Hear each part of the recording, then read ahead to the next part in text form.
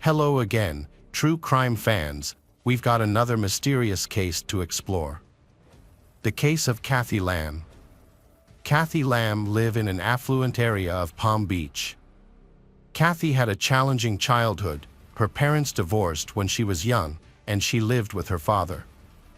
During her teenage years, her mother was absent, which took a significant emotional toll on her. She was self-conscious about her weight, feeling larger than her peers. Fortunately, her stepmother was kind and supportive.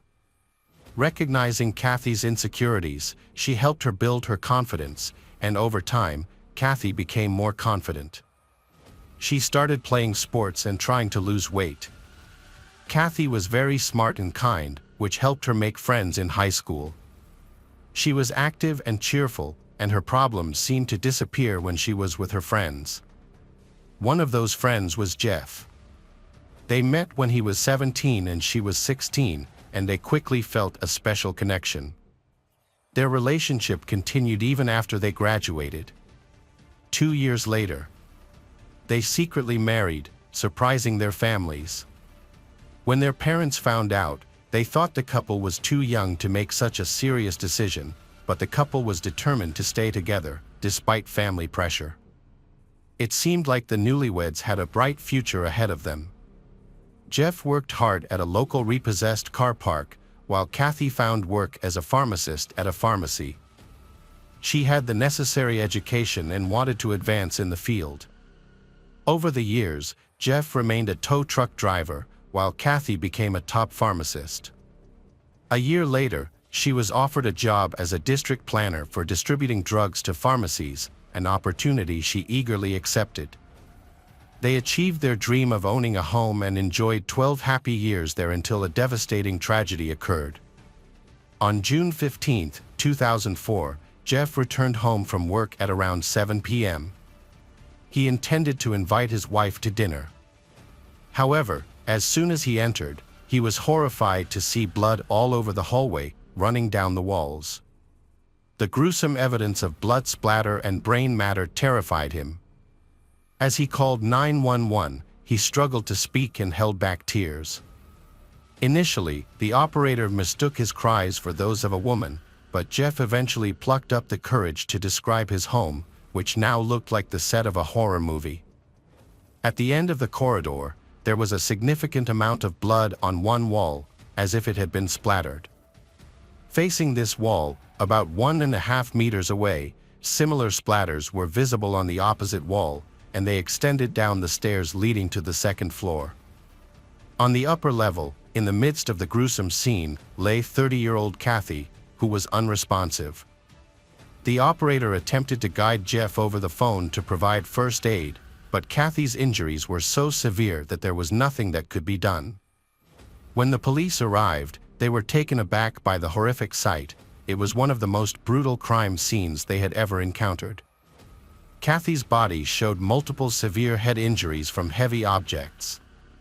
Her skull and face were so badly damaged that they appeared completely disfigured.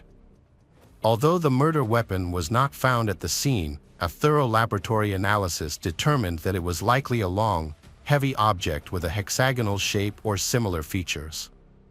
Jeff mentioned that he had tried to call his wife several times after 5 p.m. but received no answer, which he found unusual. Concerned, he rushed home to meet her. It turned out that not only Cathy was injured, the couple had 3 large dogs in the house, Jeff's dog and his wife's 2 dogs. Tragically, both of his wife's pets were discovered badly beaten and lying on the floor next to their deceased owner. They had suffered severe head injuries and were barely alive. Unfortunately, the injuries were so extensive that the veterinarians had to euthanize the dogs to relieve their suffering. In a shocking turn of events, Jeff's dog was found locked in his owner's bedroom. Paws from all 3 dogs were found at the scene, along with blood that police believed did not come from the animals. They suspect the blood may have come from a struggle with the killer. The blood has been sent for analysis to determine its source and whether it can help the investigation, and they await the results. Police are uncertain whether the blood on the dogs came from Cathy or whether they fought with the attacker to protect her, resulting in their fatal injuries.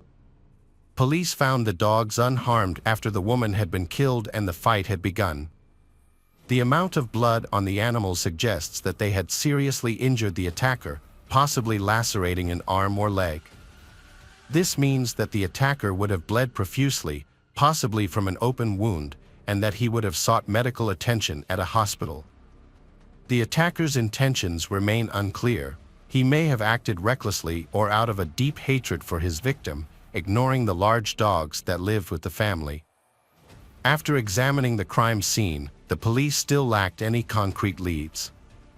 They had to wait for the autopsy results to gather more information. In the meantime, they checked all the local hospitals for the injured attacker. Several suspicious people came in with injuries that were found to be unrelated to the incident, as their injuries did not match those of a dog bite. The police began talking to local residents in the hope that someone had seen suspicious activity at Cathy's home or had noticed the criminal fleeing, possibly injured. Unfortunately, no one observed anything unusual. They were also trying to find a motive. Robbery seemed unlikely given the many valuables in the family's home. Only the gold earrings with diamonds that the Cathy was wearing during the attack were missing, while everything else remained untouched. Even the money, which was clearly visible, was not taken. It seems unlikely that a robber would ignore such an opportunity.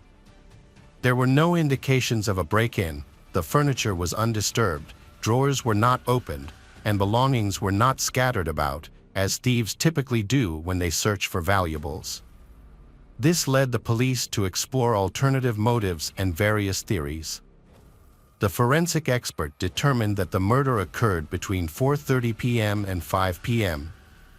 Jeff, the first suspect who found the scene, had a strong alibi. At that time, he was on the job and was seen by numerous co-workers. Additionally, he showed no signs of injuries that would typically result from a struggle with the dogs. Just as police were about to clear Jeff of suspicion, an unknown young woman arrived at the family home. Joy Steele came to the house and introduced herself as Jeff's fiancée, which surprised the police, especially since Jeff had been crying earlier. The police found this an interesting case, as a man who had just lost his wife was being comforted by his mistress, with whom he had been in a serious relationship for a long time. This revelation made the case seem even more suspicious. 7 years into their relationship, Cathy discovered Jeff's infidelity. Despite this, they remained together and did not divorce. Cathy forgave him and even encouraged him to end the affair, leading to their reconciliation and continued life together just before the tragic incident. Police are considering whether a love triangle may have been a motive for the crime. Jeff had a strong motive for killing his troubled wife. That doesn't necessarily mean Jeff killed Cathy himself. He may have convinced someone else to do it. The police discovered a third dog locked in one of the rooms, which was unharmed. This was peculiar, especially given the serious injuries of the other 2 dogs belonging to the Cathy. Did the criminal truly hate her to the extent that he chose to ruin everything she cherished? The police needed to find answers to these questions. In the meantime, one of the police was questioning Jeff's mistress, Joy Steele, at the location of the incident. Joy shared her and Jeff's future plans. They planned to move away after a while Jeff planned to quit his job. Joy had a solid alibi. Joy, who was apparently working at a restaurant during the time of the murder, was present, and multiple people could confirm this. In addition, Joy had no injuries on her body. Although the suspicious couple could not have been directly involved in the murder due to their alibis and their lack of injuries, the police have not ruled them out as suspects given the serious circumstances surrounding the crime. They had a strong motive for their plan. The investigation into the crime and the hiring of the killer continues, with the police focusing on identifying potential enemies or those who may have wanted to harm Cathy. However, Cathy's friends and relatives have been unable to identify any enemies, with the exception of her husband. That same day, another suspect emerged. Jeff had another mistress named Lisa. A few weeks before the murder, Lisa's husband, Ray, discovered them together when he came home early from work and found Jeff shirtless on the couch. This confrontation led Ray to kick Jeff out of the house. The next day, Ray calls Lisa and threatens to kill Jeff if he continues with Lisa. Ray emerged as a potential suspect due to his violent nature and apparent motive. However, the situation raised questions about the Cathy. Why did Ray kill Jeff's wife? She had not harmed him and was actually the victim in the scenario, just like Ray. Despite this, Jeff continued to blame Ray. He believed that Ray had gone to the house to carry out his threat against Jeff, but Jeff was not home at the time. It is also possible that upon arriving at Jeff's house, Ray was in danger from Jeff's wife and dogs, so Ray felt compelled to kill her and the dogs. However, this motive does not fit with the extreme violence the killers showed towards Cathy. Her injuries were extremely brutal, suggesting that this was not a random crime, but an act of deep hatred. The police then turned their attention to Lisa, the second lover. Despite her husband's threats, she remained in contact with Jeff. Cell phone records confirmed that they frequently called and texted each other, including at the time of the Cathy's murder. Lisa and her husband Ray were both investigated, but they had solid alibis and were eliminated as suspects. However, the police decided to track the geolocation data of the lovers' mobile devices to gain more details. The call between Lisa and Jeff took place just minutes after the murder. Jeff's cell phone was found near his home, and Jeff was not at work at the time, contrary to what he had previously said. Additionally, Jeff's dog was unharmed, which seems more than just a coincidence. Forensic experts conducted a thorough examination of the animals. They collected DNA samples from the dog's muzzle and paws. Notably, the stains found on Jeff's dog were identified as palm prints. Blood samples taken from the scene were confirmed to belong to the Cathy, indicating that the perpetrator was in the hall with the dog after the attack on Cathy, during which she was injured or possibly killed. Police suspected that the killer's DNA might be on the animal's muzzles and paws. However, the investigation disproved this theory, revealing that the blood was not human, but believed to be from dogs that may have been fighting each other. By analyzing all the new information, police were able to piece together a clearer picture of the events that occurred on that tragic day. Someone entered the house and discovered Cathy along with her 3 large dogs. The attacker hit the woman in the head with a heavy object. 2 dogs were present, also seriously injured and later died. And they did not attack the attacker. They endured the blows without defending themselves. The 3rd dog also did not confront the attacker. Instead, the 3rd dog focused on protecting the other 2 dogs. This behavior aroused suspicion. The police consulted dog handlers for insights. Experts suggested that the dog's lack of resistance indicated they were familiar with the attacker and viewed him as a friend. This familiarity explained why they did not confront him but instead appeared to bite each other. Police found bite marks on the dogs, leading them to conclude that only Jeff, the owner of the surviving dog, could have attacked Cathy. Additionally, geolocation data indicated that the Jeff was near the house, which supported their suspicions. However, the Supreme Court only had circumstantial evidence, meaning they still had a long way to go before bringing any charges. The police needed one crucial piece of information to strengthen their case. With no further clues, the police focused on investigating Jeff's personal life to understand what might have motivated Jeff to kill his wife. It turned out that the family had recently faced significant financial difficulties, which had affected Jeff for many years before these events. Jeff's boss caught him stealing a large sum of money, about $30,000. Jeff had not spent it all and agreed to return it. He also paid his boss $20,000 in restitution. The police then analyzed Jeff's activities. It turned out that his job brought in only a small income, just enough for his family's needs. He also spent money on his mistress. His wife's income was much higher, but he did not want to tell her about his problems. Jeff was characterized as someone without any remarkable business skills. He was neither particularly foolish nor exceptionally intelligent. His earnings were limited, making the compensation amount a serious financial burden for him. Despite living in an affluent neighborhood, he struggled to come up with the funds. Jeff sought ways to earn extra money or secure a loan, but all these efforts proved fruitless, and the total amount of compensation remained far beyond his reach. He later learned that he was the sole beneficiary of Cathy's life insurance policy, which was worth $29,000. Police believed that this amount of money could solve all of Jeff's financial problems. On the day of the incident, police collected the clothes he was wearing at the time.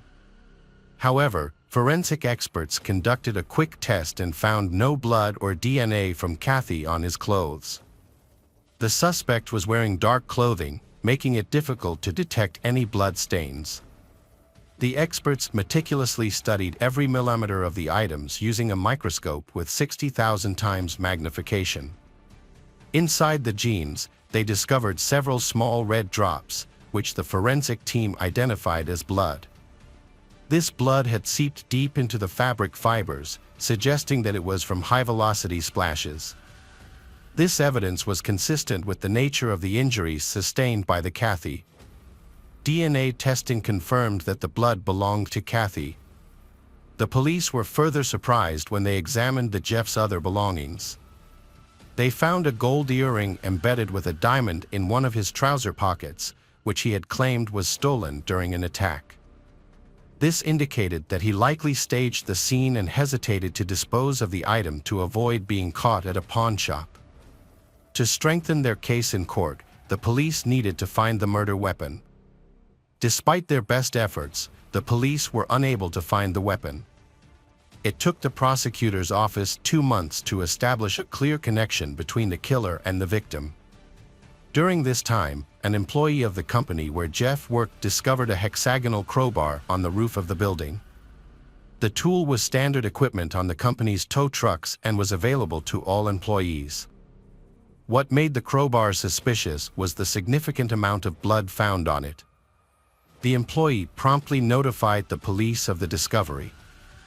Jeff claimed that he had lost his crowbar and was unable to provide it to the police. This raised suspicions that the bloody crowbar belonged to him and may have been hidden as the murder weapon. The crowbar was sent to a laboratory, where experts compared it to the injuries found on Cathy's head. They concluded that the shape of the tool matched the impact marks. Additionally, the blood found on the crowbar was confirmed to be Cathy's through analysis. Jeff was arrested and charged with premeditated murder. Friends knew he had often complained about his troubled marriage. He claimed that Cathy couldn't manage household chores, which made him angry. However, he overlooked that she was the one supporting the family financially and covering their travel expenses, leaving her little time for housework. Jeff's car was always cluttered with garbage, yet he continued to blame Cathy. He frequently talked to friends about wanting to end their relationship, and several acquaintances reported that he was considering divorce. Cathy was unhappy in her marriage to Jeff due to his betrayals and chaotic lifestyle, which she knew about.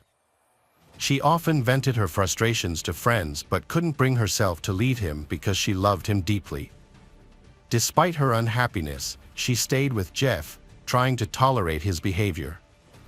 For Jeff, murder seemed like a better option than going through a divorce. He was in dire financial straits after stealing $30,000 at work, which had severely impacted his finances.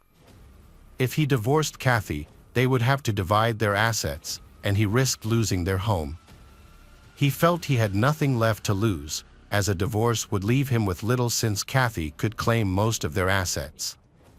Jeff figured that by committing murder, he could use the life insurance payout to pay off his debts, keeping part of the money to start a new life with his mistress. Jeff had promised to make a choice between his two girlfriends, Lisa and Joy, but the decision remained a secret. During the investigation, police uncovered more details about the crime. On the day it happened, Jeff left for work but had actually planned to kill his wife. He drove a tow truck to a gas station, pretending he needed to fill it up. His absence from work was noted, and during that time, he returned home to wait for his wife to return. He was familiar with her daily routine, so he did not have to wait long. In a shocking turn of events, Jeff brutally killed his wife's dogs with a crowbar. The dogs, confused and frightened, began to fight. To stop the chaos, Jeff hit each dog on the head and then took his pet, Netarunu, into a room and locked the door. After the incident, he removed his wife's diamond earrings, intending to make it look like a robbery. He discarded some of his clothes, taking off his shirt and shoes, but he kept the jeans he wore during the massacre, likely overlooking the bloodstains on them. This oversight allowed forensic experts to find tiny drops of blood on the jeans, linking him to the crime. His lover called him while he was near his home, which revealed his location on the phone. When he arrived at the station, he attempted to dispose of the crowbar used in the attack, but did so carelessly, simply throwing it onto the roof of a utility building and not washing it. He believed the tool would never be discovered. Jeff was convicted of premeditated murder due to financial difficulties he thought he could overcome by collecting life insurance from his wife's death. Prosecutors presented substantial evidence linking him to the crime scene, the murder weapon, and the victim. His fingerprints were found on the crowbar, along with Cathy's blood on his clothing. He had attempted to stage a robbery and failed to completely conceal the earrings that were believed to have been stolen. Several people testified about domestic problems. Cathy still hoped to reconcile with her husband, despite being devastated by his betrayal. She truly loved him and was undaunted by his financial difficulties. What she craved most was love and understanding. Unfortunately, Jeff did not want to rekindle their relationship. Instead, he planned a murder that he believed would net him $29,000. It is suspected that Joy, one of Jeff's lovers, knew of his intentions. Jeff promised her a future together, on the condition that she pay off the debt he would incur from his crimes. During the hearing, the defense attempted to portray Jeff as a model husband and a good person, but no witness could reliably substantiate this claim. Jeff had never been a hard worker and showed little interest in his work. He had no motivation to do anything else and did not have a positive reputation in his family life. He was not a good husband, as he had a history of infidelity that his late wife knew about. His lifestyle was well known to friends and family. But it was his wife who suffered the most. When Jeff's efforts to build a better image failed, his attorney changed tactics. He began looking for weaknesses in the prosecution's case. However, the prosecution's strategy was well rehearsed and backed by substantial evidence, leaving little room for debate. The defense argued that Jeff was not the only possible suspect in Cathy's murder, claiming that the police had focused too quickly on him without fully exploring other potential suspects. In fact, police and the prosecutor's office had interviewed dozens of people and considered multiple suspects. Each suspect was thoroughly questioned, allowing police to eliminate those who did not fit the evidence. The prosecution argued that the attacker had two motives. First, he hoped to solve his financial problems through a life insurance policy. Second, he wanted to get rid of his troubled wife so he could live with one of his mistresses. Additionally, he sought to avoid the risk of losing his assets or having to divide his assets in a divorce. The prosecution also argued that Jeff's mistress, Lisa, knew about his plans. She supported him and was waiting for the call to hear about the progress of the crime.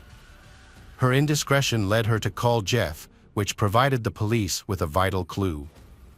Investigations were conducted to determine whether the mistresses were involved in planning or organizing the crime, but the results were negative. However, it is clear that they supported the Jeff, even though they should have reported his bad intentions to the police to prevent the murder. Ultimately, no evidence was found to prove the lovers' guilt or involvement, so they faced no consequences in court. In September 2006, Jeff Lamb was convicted of premeditated murder and sentenced to life without parole. As the verdict was read, Lisa wept uncontrollably in court. Cathy's family believes the court's ruling was fair. In Cathy's mother's opinion, Jeff should rot behind bars for the rest of his life. Welcome back, detectives. Let's dive into another horrible case. The case of Sherry Miller. Sherry Miller was born on October 13, 1971, in Flint, Michigan, a once prosperous Midwestern auto industry city that had fallen on hard times. Her childhood was marked by hardship, growing up without a father figure in her life. Her mother led a loose lifestyle, often drinking heavily and changing partners frequently. Sherry's childhood was spent in a trailer next to her mother's men, who regularly abused her. According to Sherry, she was abused from the age of 3 or 4. By the age of 16, she had left to fend for herself. At 17, she married, became pregnant, and had a child. However, her marriage eventually ended. Sherry remarried and divorced again. Her second husband, Tribby, had a history of violence and was convicted of second-degree child abuse for assaulting his own child, resulting in multiple skull fractures. Although Tribby was tried for abusing her 6-year-old daughter, he was acquitted due to insufficient evidence. By the age of 26, Sherry was a single mother of 3 children, each from a different father. To support her family, she worked multiple jobs. Although she may not be a model, Sherry possessed a charm that drew people to her. In 1997, Sherry's life changed when she started working as an accountant at B&O Auto Salvage, a company owned by 47-year-old Bruce Miller. It was there that she saw a man who could provide for her and her children. Bruce Miller was born on July 26, 1951. He spent many years working at General Motors. After leaving General Motors, Bruce Miller moved into the auto scrap business, where he would collect old cars and resell their parts. Bruce Miller was married 3 times and had a passion for racing and socializing. He was known for his generosity and openness to others.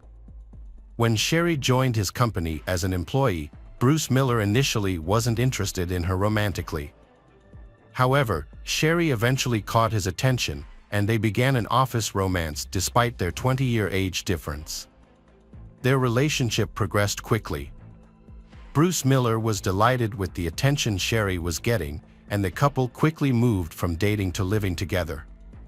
Just 4 months later, on April 23, 1999, Bruce Miller and Sherry were married in Las Vegas. Sherry and her children moved in with Bruce Miller, finding the stability she craved. Bruce Miller's brother, Chuck Miller, said she thought Bruce Miller was the best thing that ever happened to her, finally having a normal life. However, Chuck Miller's wife was concerned about Sherry's overspending, maxing out credit cards and running out of available cash. Bruce Miller seemed unconcerned and largely ignored the issue. Sherry also worked, selling Mary Kay cosmetics to customers at home. Bruce Miller bought Sherry a computer to help monitor the account. In 1999, while using her home computer to research vacation destinations, Sherry stumbled upon adult chat rooms on the internet. Before social media and text messaging became popular, people often used online chat rooms to connect with others. Some of these chat rooms had adult content and allowed users to anonymously flirt and engage in virtual relationships. Bruce Miller knew that Sherry had been flirting with other people in these online chat rooms. However, he considered this behavior harmless and chose to trust her, not wanting to create tension in their marriage. Sherry quickly became comfortable in the virtual world, regularly logging into chat rooms and sharing her deepest desires with strangers under various pseudonyms. One of the men Sherry met online was Jerry Cassidy, who used the pseudonym Rena Dudes. Jerry was born on October 6, 1960, in Kansas City, Missouri, having been married, raised a son, and enjoyed deer hunting with his brothers.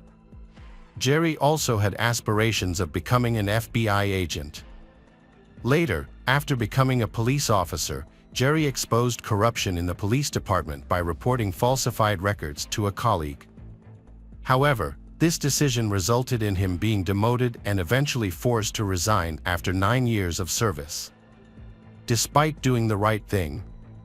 After losing his career, Jerry suffered from depression and began to abuse alcohol and drugs. During this period, his marriage fell apart. However, he managed to pick himself up and moved to Reno, Nevada, where he took a job as a security guard at Harrah's Casino.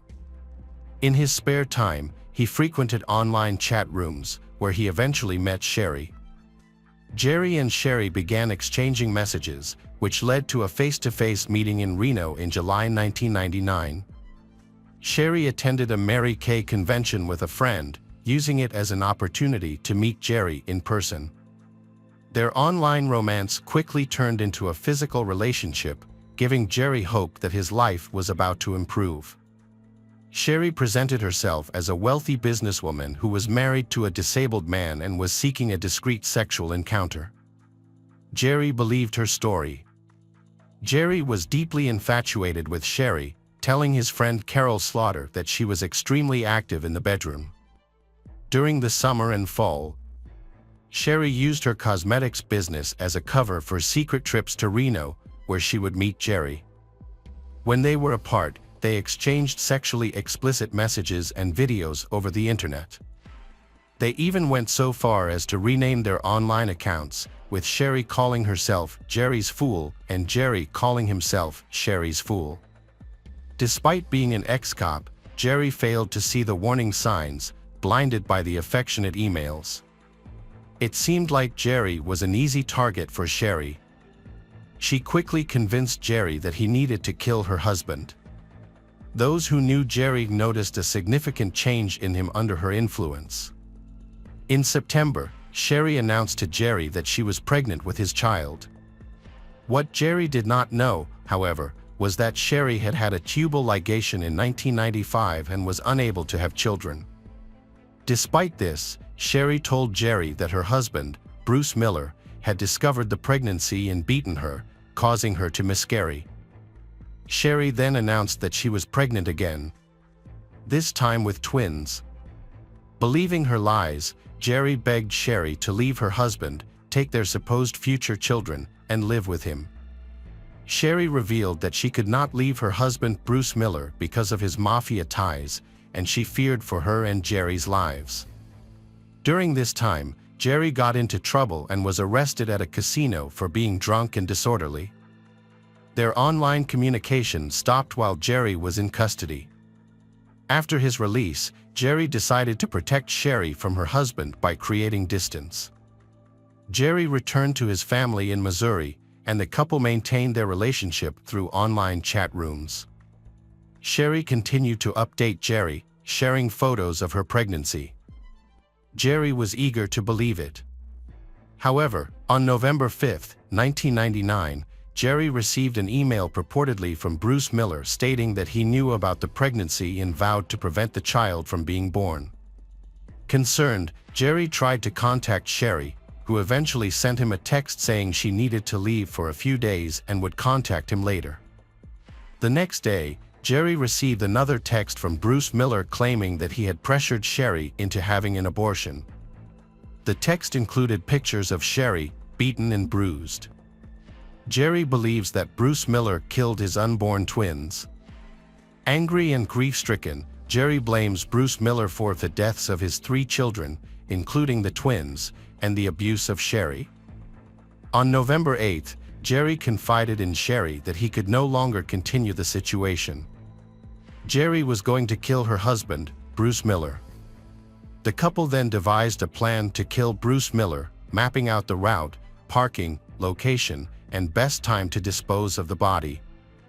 Jerry drove from his home to Michigan to carry out the plan.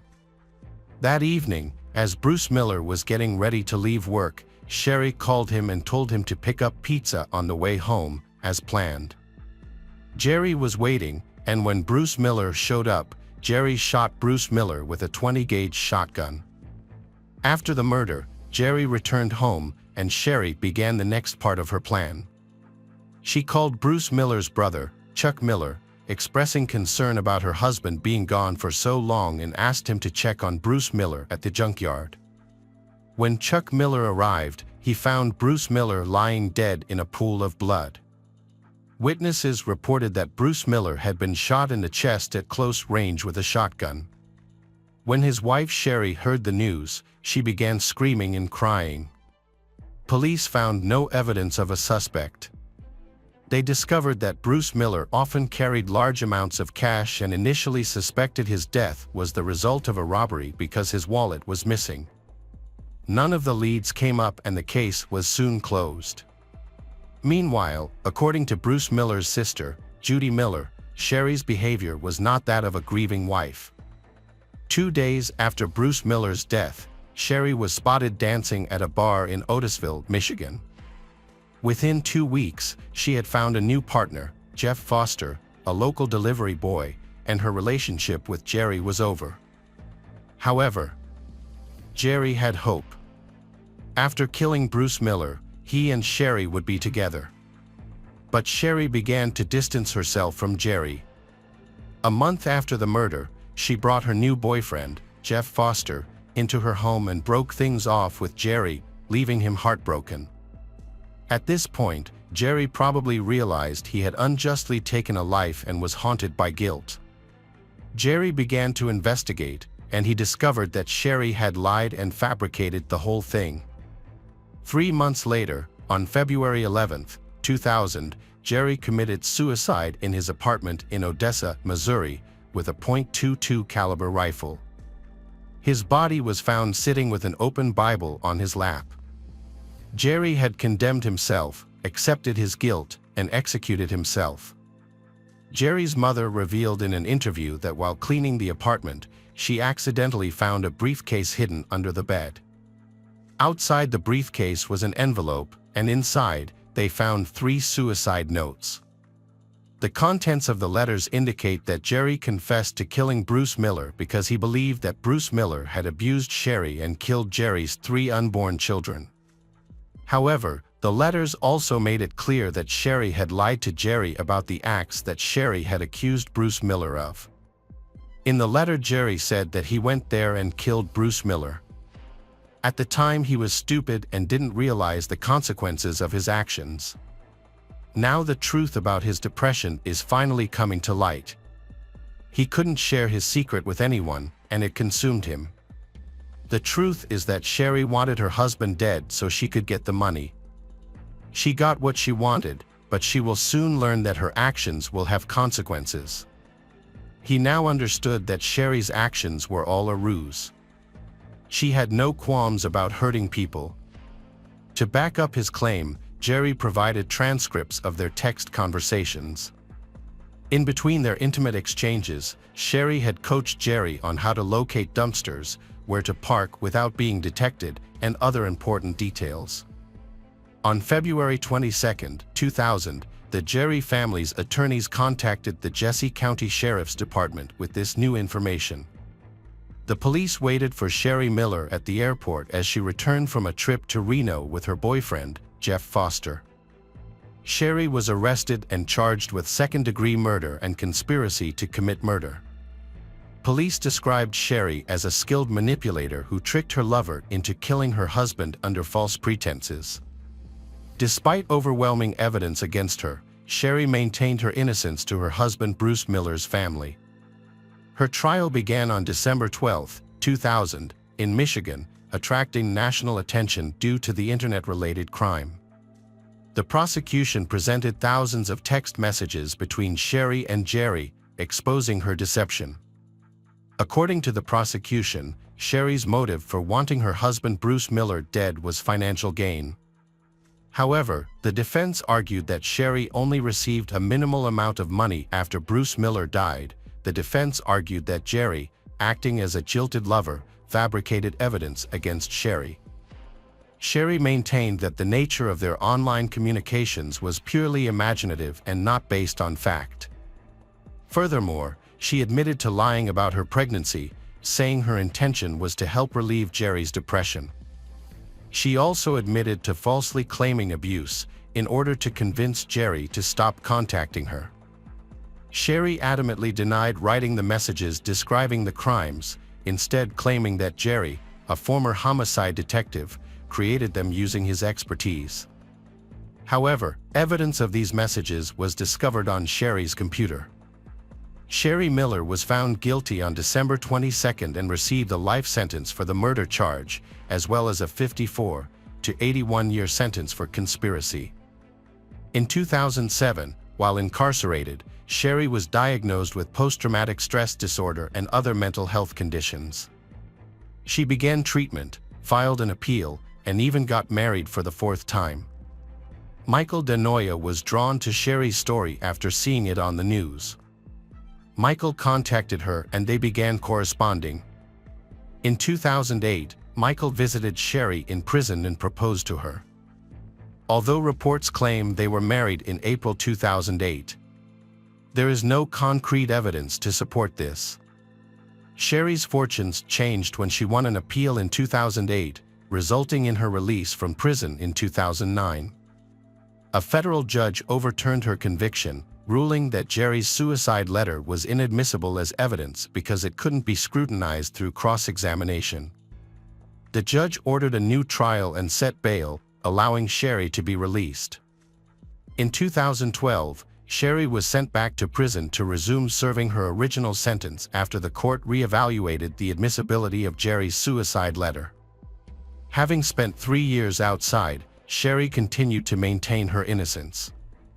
In 2016, Sherry sent a 4-page typewritten letter to a district judge, abruptly confessing to her role in Bruce Miller's death. The sudden admission stunned everyone, as it was thought that Sherry would never voluntarily take responsibility. In the letter Sherry wrote, "A pivotal moment came when she was forced to return to prison after 3 years of freedom. She had been living with her daughter and granddaughter, and she begged her daughter not to come with her when she was sent back to prison. However, her daughter refused to listen. As she walked through the prison doors, she turned around and saw her daughter crying, screaming, 'No, Mom, no, don't go.' It was then that she realized the devastation her crime had caused Bruce Miller and Bruce Miller's loved ones, including Jerry and his family." In a public interview in 2022 on a popular television channel, Sherry made some shocking confessions. She said that Bruce Miller had no connections to the mafia and had never abused her.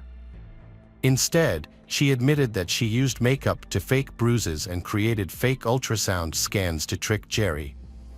According to her, her motive was not financial gain.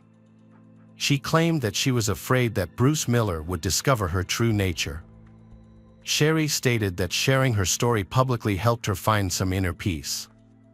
However, she still struggles with guilt and shame, admitting it's difficult to look at herself in the mirror knowing what she did. After waiting for an opportunity to reveal the truth and find some sense of peace, Sherry remains imprisoned at the Huron Valley Women's Complex in Michigan. Sherry Miller has been sentenced to life in prison without the possibility of parole. Hello friends, welcome to our channel. Today we're going to take a look at another horrible case with you, the case of Drew Shoden. Drew Katrina Shoden was born on September 26, 1981, in Minneapolis, Minnesota, to Alan and Linda Shoden. She had an older brother, Sven. When Drew was 3, her parents divorced, but they remained on good terms. Her mother later married Sid Walker, a travel agent, and they raised Drew and her brother in a comfortable home on Whitefish Lake, a scenic vacation spot in Minnesota.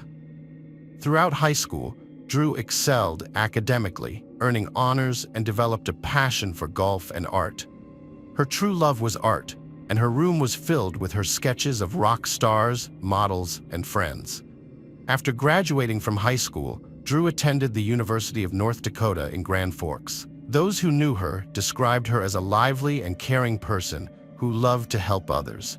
She enjoyed traveling and exploring the country, with a dream of visiting Australia, In fact, she had plans to travel there in the spring of 2004. Before the event, Drew had 2 part-time jobs to save money. She worked as a sales associate at Victoria's Secret and as a waitress at a nightclub in Grand Forks. On Saturday, November 22, 2003, Drew finished her 4 p.m. shift at Victoria's Secret in Columbia Mall. She then went shopping and bought a purse from a store. After shopping, Drew walked to her car in the parking lot and called her boyfriend, Chris Lang. During the call, Drew suddenly said, "Okay, okay," and their connection was lost. Chris didn't think much of it since their conversation wasn't important, so he didn't call her back. About 3 hours later, Chris's phone rang again. When he answered, he only heard the sound of wind and phone buttons beeping. In a later television interview, Chris recalled his thoughts when the call with Drew was interrupted. At the time, he didn't sense any urgency and didn't imagine that something terrible was happening. He thought it was just a typical cell phone disconnection. It wasn't until later that he realized the call had been cut off for a much more sinister reason.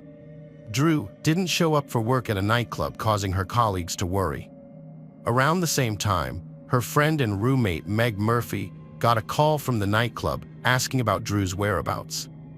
Meg didn't know where Drew was and started searching for her by contacting their mutual friends and the local hospital, but she didn't find any leads. By 9 p.m., with no progress, Meg contacted the police, telling them that Drew worked at Columbia Mall. The police sent an officer to the mall, but it was already closed by the time they arrived. While searching the parking lot, the officer found Drew's car.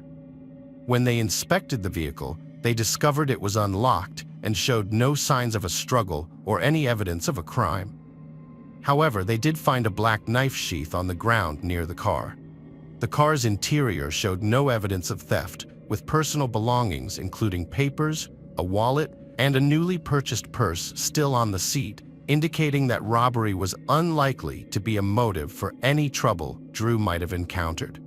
With Drew's friends, boyfriend, and parents unaware of her whereabouts, investigators suspected a possible kidnapping. The investigation initially focused on Chris Lang as the prime suspect, but he was quickly ruled out after it was confirmed that he had a solid alibi, having been 300 miles away in Minnesota at the time of the incident. The police obtained information from Chris about 2 phone calls he had with Drew. The first call was suddenly cut off, and the second call, which took place a few hours later, picked up background noises, including wind sounds and button pressing. The investigators went to the mall where Drew worked the next day to review the security footage. Although there were no cameras in the parking lot where Drew's car was parked, there were multiple cameras inside the mall. Upon reviewing the footage, detectives found a clip of Drew entering a store after her shift. At 4:55 p.m., she calmly purchased a purse, wearing a pink sweater and holding a jacket. After paying, she put on her jacket and left the store, calling Chris on her way out. This call was made at exactly 5 p.m. As we know, their conversation was suddenly interrupted at 5:04 p.m. after Drew said, "Okay, okay." To recreate the events surrounding Drew's disappearance, a detective conducted an experiment. He set a timer for 4 minutes, the length of the interrupted call, and walked from the store where Drew bought her purse to the parking lot where her car was parked. When the timer went off, the detective had reached the parking lot near where Drew's car was found. This suggested that something must have happened to Drew while she was at her car. The investigation was hindered by the lack of surveillance cameras in the parking lot. Despite this challenge, Drew's disappearance generated widespread media attention, prompting a massive response from the public. Alongside the police, over 1,000 volunteers joined the search for Drew, and FBI officers were also involved in the investigation. Drew's last phone call was traced to Fisher, Minnesota, a 30-minute drive from her workplace. The surrounding area is rural, with vast fields. To search for clues, police used helicopters, all-terrain vehicles, horses, and dogs to scour the fields. They also asked local landowners to check their properties, but this initial search yielded no leads. As the investigation continued, the search area expanded daily. 4 days later, a boot was found under a bridge in Crookston, a small town about 30 miles from Grand Forks, where Drew vanished. Notably, a roommate remembered Drew wearing those boots on the day she disappeared. Forensic analysis later confirmed the boot belonged to Drew. In the Crookston area, further searches yielded no new leads, so the investigation turned its focus back to the Columbia Mall surveillance footage. This time, detectives scrutinized hundreds of hours of footage from various cameras, searching for signs of the abductor. They suspected that the person responsible might have been following Drew and could be visible in the footage. After hours of monitoring, the investigators identified a suspicious individual. The man was seen wandering aimlessly around the mall, not purchasing anything, and appeared more interested in observing the people around him than the products on sale. At 3:41 p.m., he sat down on a bench near the mall exit, continuing to watch people pass by. About 10 minutes later, he got up and walked away, wearing black gloves on his hands. After observing the man stand up and leave his seat, investigators made a crucial connection that he only did so when a blonde woman, pushing a grocery cart, walked by him and headed towards the parking lot. The detectives were convinced that this was not a mere coincidence, but rather the man had deliberately selected a potential target and was now following her. The police had no leads on the mysterious woman who was almost kidnapped at the mall, but Drew Shoden was the only person who vanished that day. Given their resemblance, it's possible the kidnapper had a specific type in mind, and so Drew was the next target. Drew left the mall around 5 p.m. when it was already dark, which could have made it easier for the perpetrator to strike. The investigation focused on 3 key locations: Grand Forks, where Drew was kidnapped; Fisher, where her phone was last active; and Crookston, where one of her shoes was found.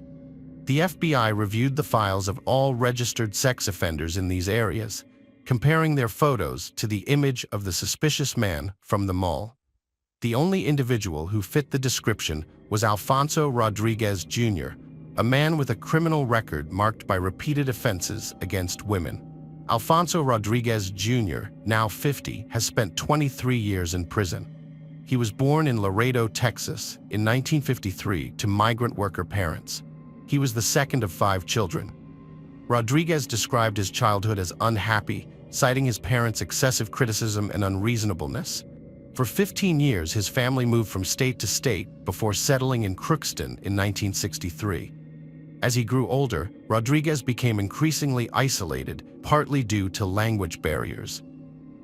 As a Spanish speaker, he struggled with English, making school challenging. He dropped out in the 9th grade and began working as a laborer at the American Crystal Sugar Company plant in Crookston. Rodriguez alleged that he was molested by older women during his youth, which he believed sparked his hostility towards women. In 1974, at 21, he asked a woman for a ride home, but instead took her to a driveway in Crookston, where he attacked her, grabbing her throat and trying to force her into submission. The following month, Rodriguez targeted another woman who was sitting in a parked truck outside a movie theater in Crookston. He threatened her with a knife and instructed her to follow him to a secluded rural area where he sexually assaulted her. In 1979, Rodriguez attempted to abduct a 69-year-old high school English teacher who was walking alone at night in Crookston. When he tried to force her into his car, she resisted. Enraged, Rodriguez stabbed her in the elbow and abdomen with a knife. Despite her injuries, she managed to escape and ran to safety. The teacher, who was also a skilled artist, created a composite sketch of Rodriguez that closely resembled him. This sketch ultimately led to his arrest. Rodriguez was found guilty of attempted kidnapping and aggravated assault, and he was sentenced to 23 years in prison. He served his sentence until his release in May 2003. Notably, Rodriguez was released from prison just 6 months before Drew's disappearance, and he was registered as a high-risk sex offender, indicating that he was likely to reoffend. Alfonso Rodriguez's family expressed concerns to the Minnesota Department of Corrections that he might revert to his old ways before his prison release. But he was released since he had served his full sentence. After his release, Rodriguez moved in with his mother in Crookston, near the bridge where Drew's shoe was found, which wasn't in his favor.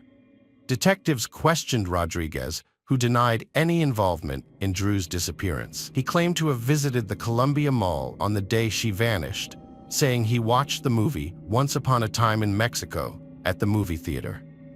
However, investigators discovered that no Grand Forks movie theaters were showing that film on that day.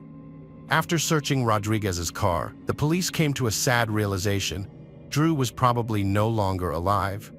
According to Grand Forks County Sheriff Dan Hill, the search had shifted from a rescue mission to a recovery effort. In the interior of Rodriguez's car, forensic experts discovered dark red stains in several areas, which were later confirmed to be Drew's blood. The blood was found on the rear passenger window, back seat, and 2 other areas in the passenger compartment. The DNA from the blood matched Drew's DNA, which was obtained from her toothbrush. A folding knife was found in the trunk of Rodriguez's car, which matched the sheath found in the parking lot near Drew's vehicle. A receipt showed that Rodriguez had purchased the knife and sheath from a nearby hardware store. Although Drew's body was not found, the evidence was sufficient to charge Rodriguez with her disappearance 8 days later. Rodriguez was arrested and held in a Grand Forks jail. He denied any involvement in Drew's disappearance and refused to cooperate with investigators. Despite the evidence against him, he refused to provide any information about Drew's whereabouts. During a brief bond hearing, his bail was set at $5 million. The search for Drew persisted despite the suspect's silence, focusing on 3 towns.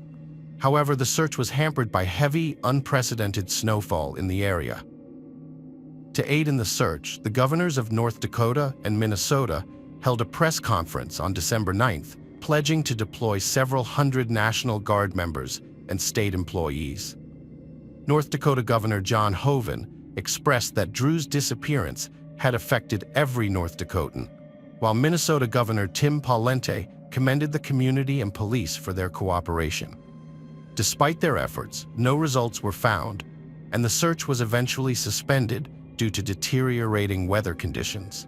When spring arrived, the search resumed with renewed intensity.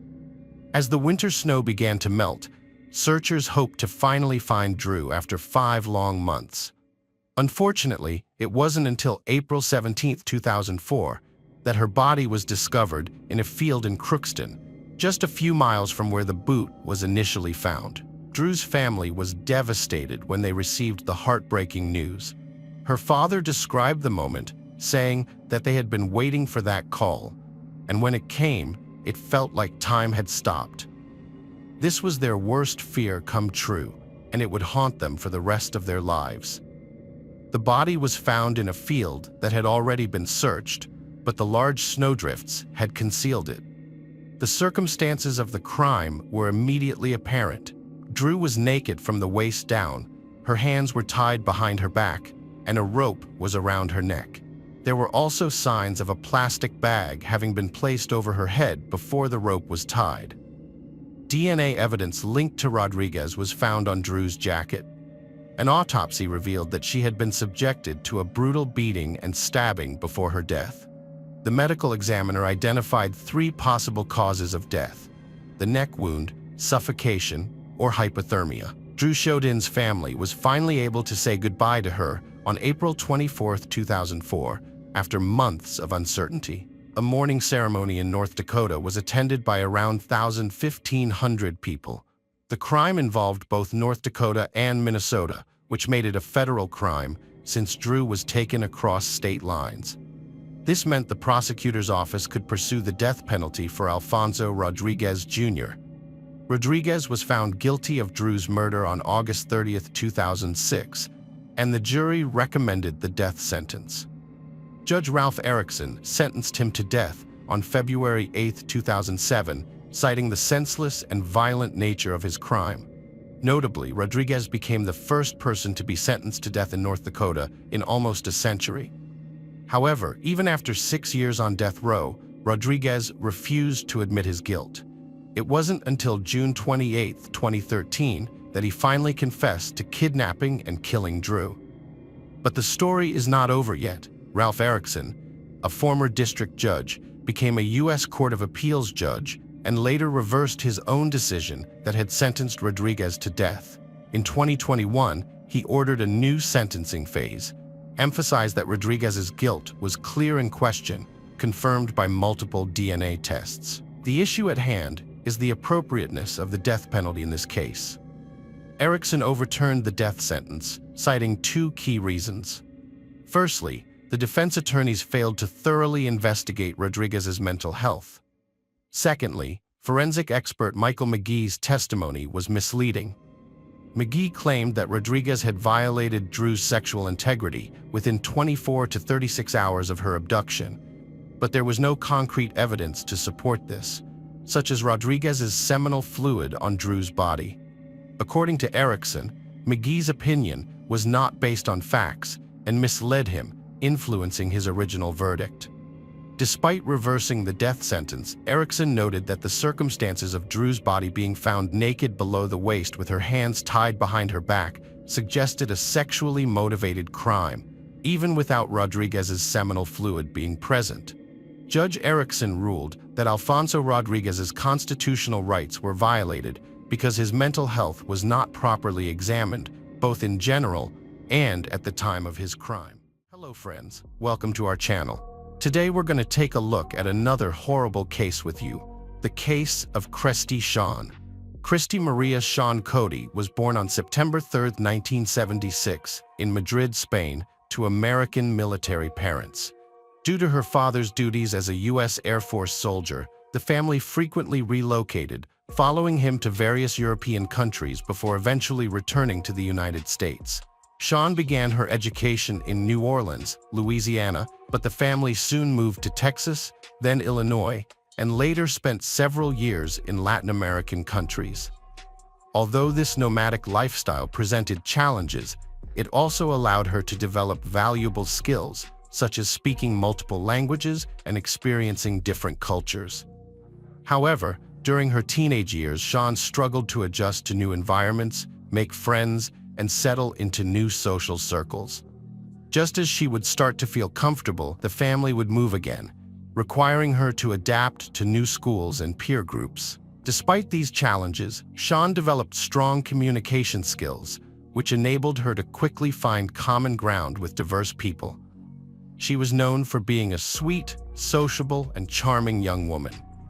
In addition to her social skills, Sean was also actively involved in sports from an early age, participating in gymnastics, swimming, and kickboxing classes for a time. When Christy finished school, her family moved to Beloit, Mississippi, where her father had retired from the military. It was here that she formed lasting friendships and discovered a passion for cooking. She experimented with various recipes, honing her culinary skills and earning praise for her creations. This led her to pursue formal culinary training, completing courses to further develop her talent. While her parents expected her to become a professional chef, Christy also discovered an aptitude for acting. She enrolled in an acting academy in Los Angeles, seizing every opportunity that came her way. She appeared in commercials, performed on stage, and worked as an extra or stunt performer in several high-profile productions. After graduating from the academy in 2000, Christy had yet to land a significant role. Despite her talents and striking appearance, she shifted her focus to her culinary skills and sports, turning these passions into a successful business. Christy is a strong advocate for a healthy lifestyle, offering advice on proper nutrition and developing her own exercise routines to maintain physical fitness. About a year after her TV debut, she founded a successful catering company that provides banquet services and retails prepared culinary products. Her business stands out for its focus on healthy eating and features her own original recipes. Christy's next goal is to start her own farm, which will grow healthy and environmentally friendly produce. This will enable her to expand her catering business while promoting sustainable practices.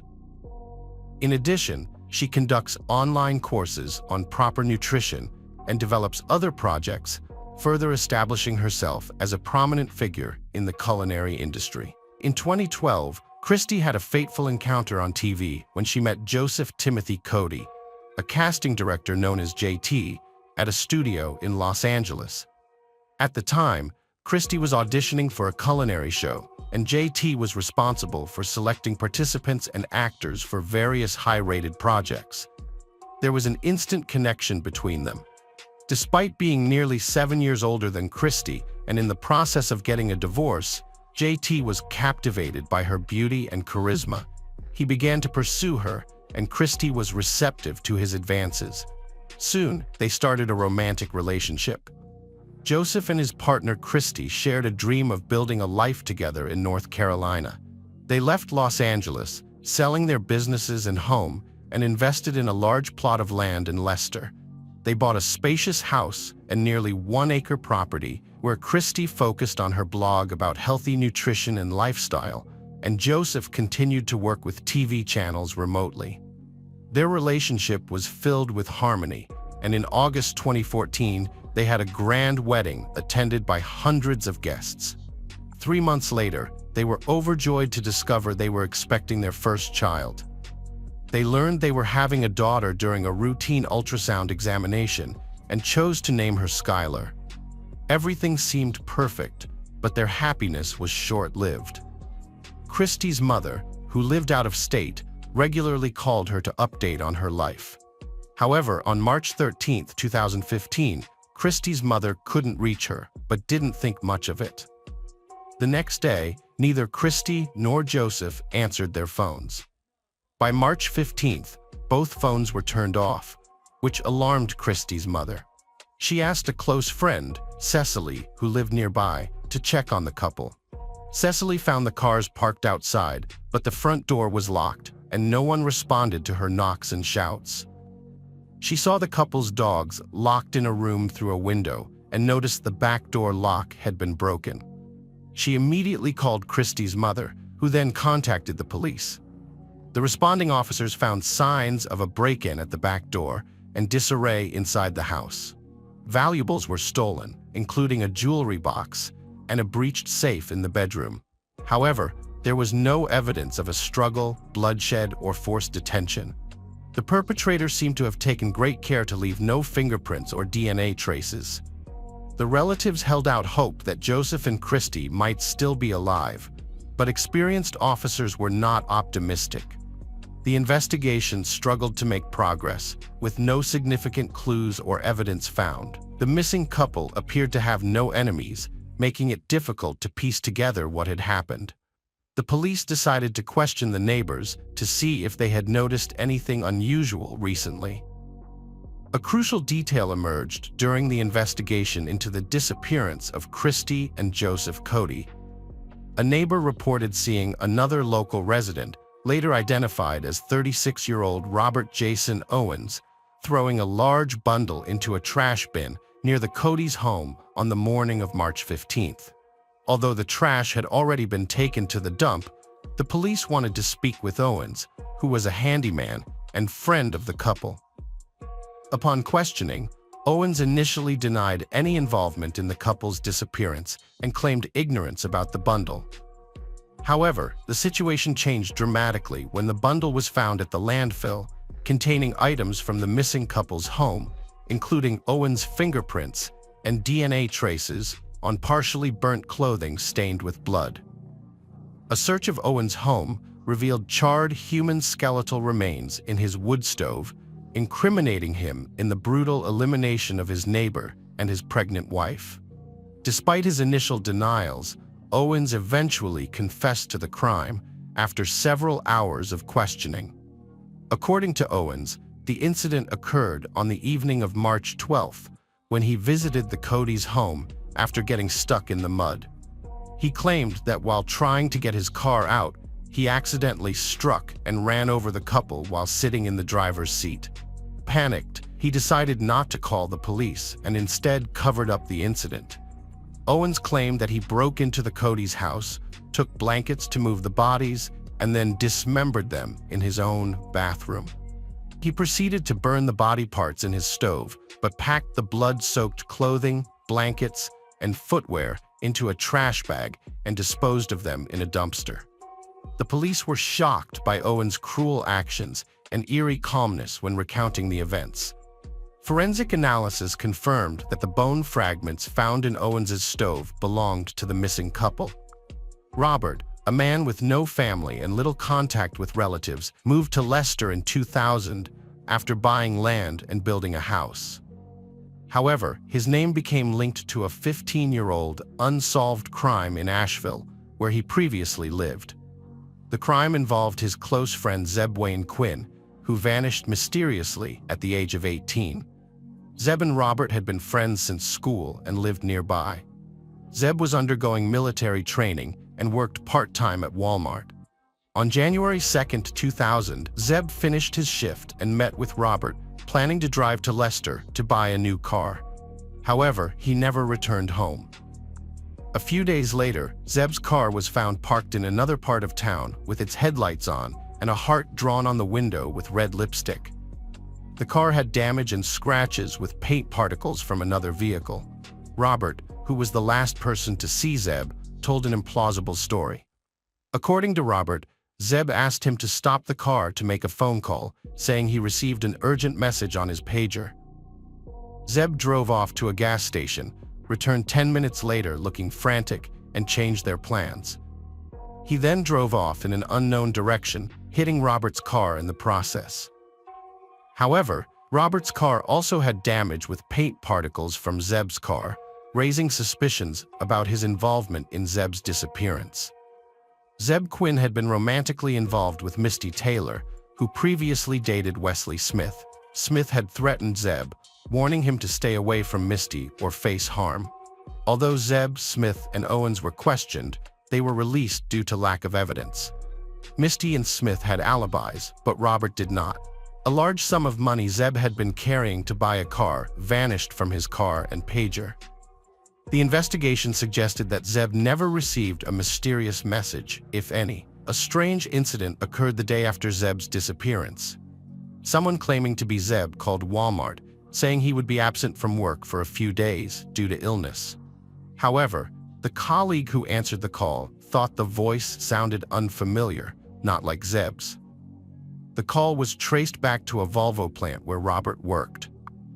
When questioned, Owens unexpectedly claimed he made the call at his friend's request the night before Zeb disappeared. Despite further investigation, no new evidence or witnesses were found, and the case remains unsolved, with Zeb Quinn still listed as missing. 15 years after the events, Owens was questioned again, suspected of being involved in his friend Zeb Quinn's disappearance. The case was reopened in June 2015, and the investigation resumed.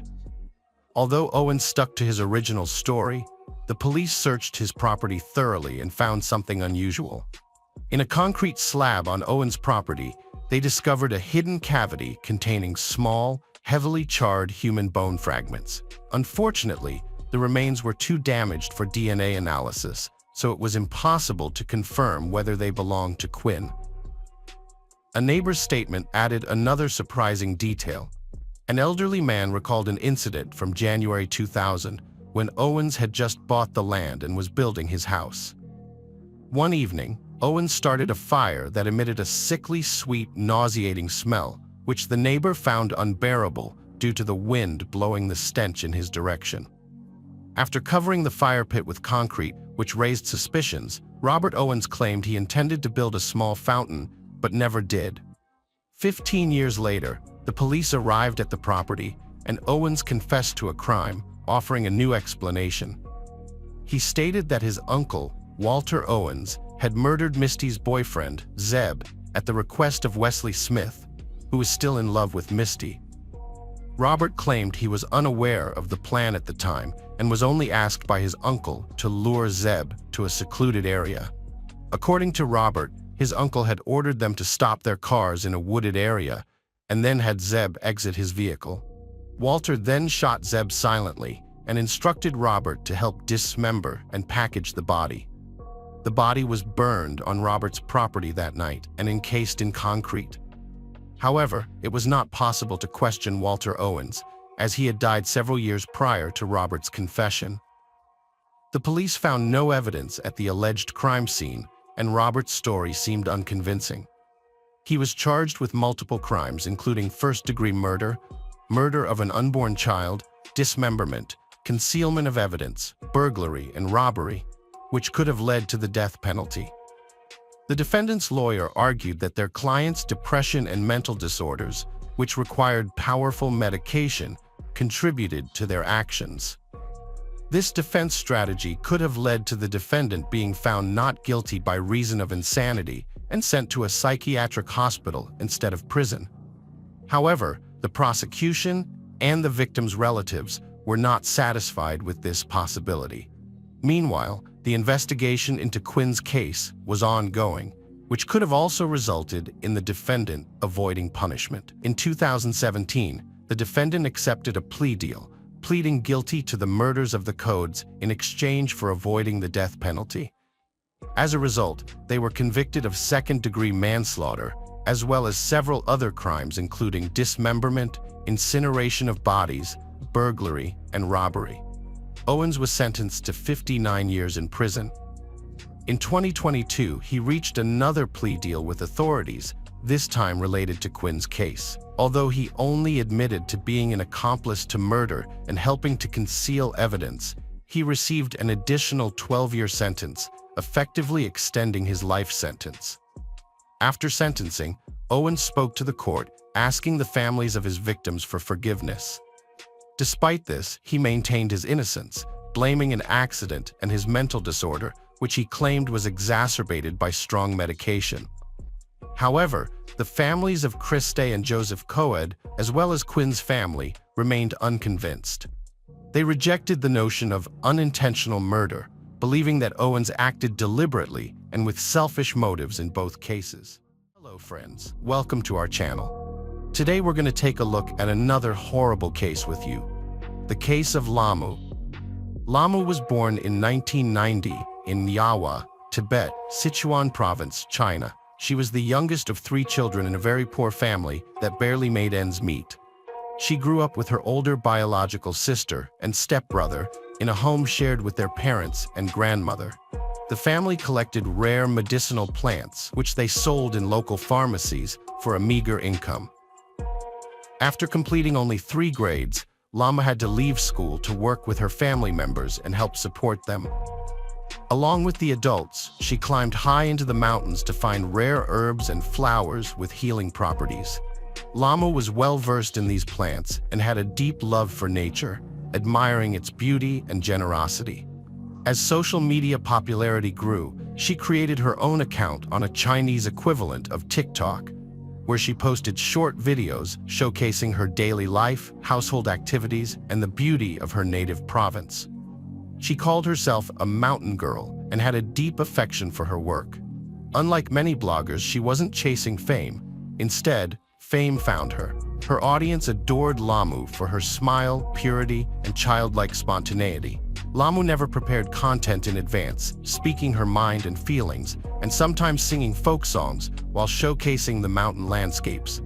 She never used makeup or filters, and her hands and feet bore calluses, scratches, and scars, visibly evidencing the hard and long labor behind them. Gradually, Lamu's subscriber count grew, and not only locals, but also tourists visiting the area began to recognize her.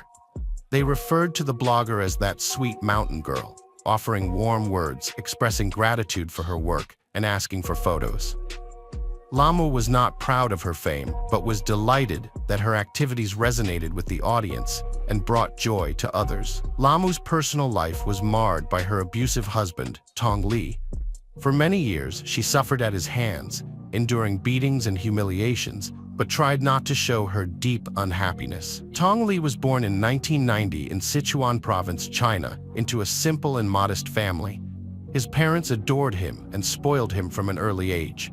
At 12, he quit school and started working as a courier, earning little but keeping all the money to himself. This marked the beginning of his greedy, arrogant, and selfish nature. As a teenager, Tong began dealing in banned substances, stealing, and gambling, and took pride in getting away with it. He aimed to earn respect in the criminal underworld, become rich, and escape poverty. At 15, he left home and joined a gang, engaging in illegal activities. Meanwhile, Tong's parents opened a successful spice and tea shop, investing all their efforts and resources into it. When the business took off, Tong returned home, offering to help expand and promote the family business. In reality, he just wanted to live off his relatives' hard work.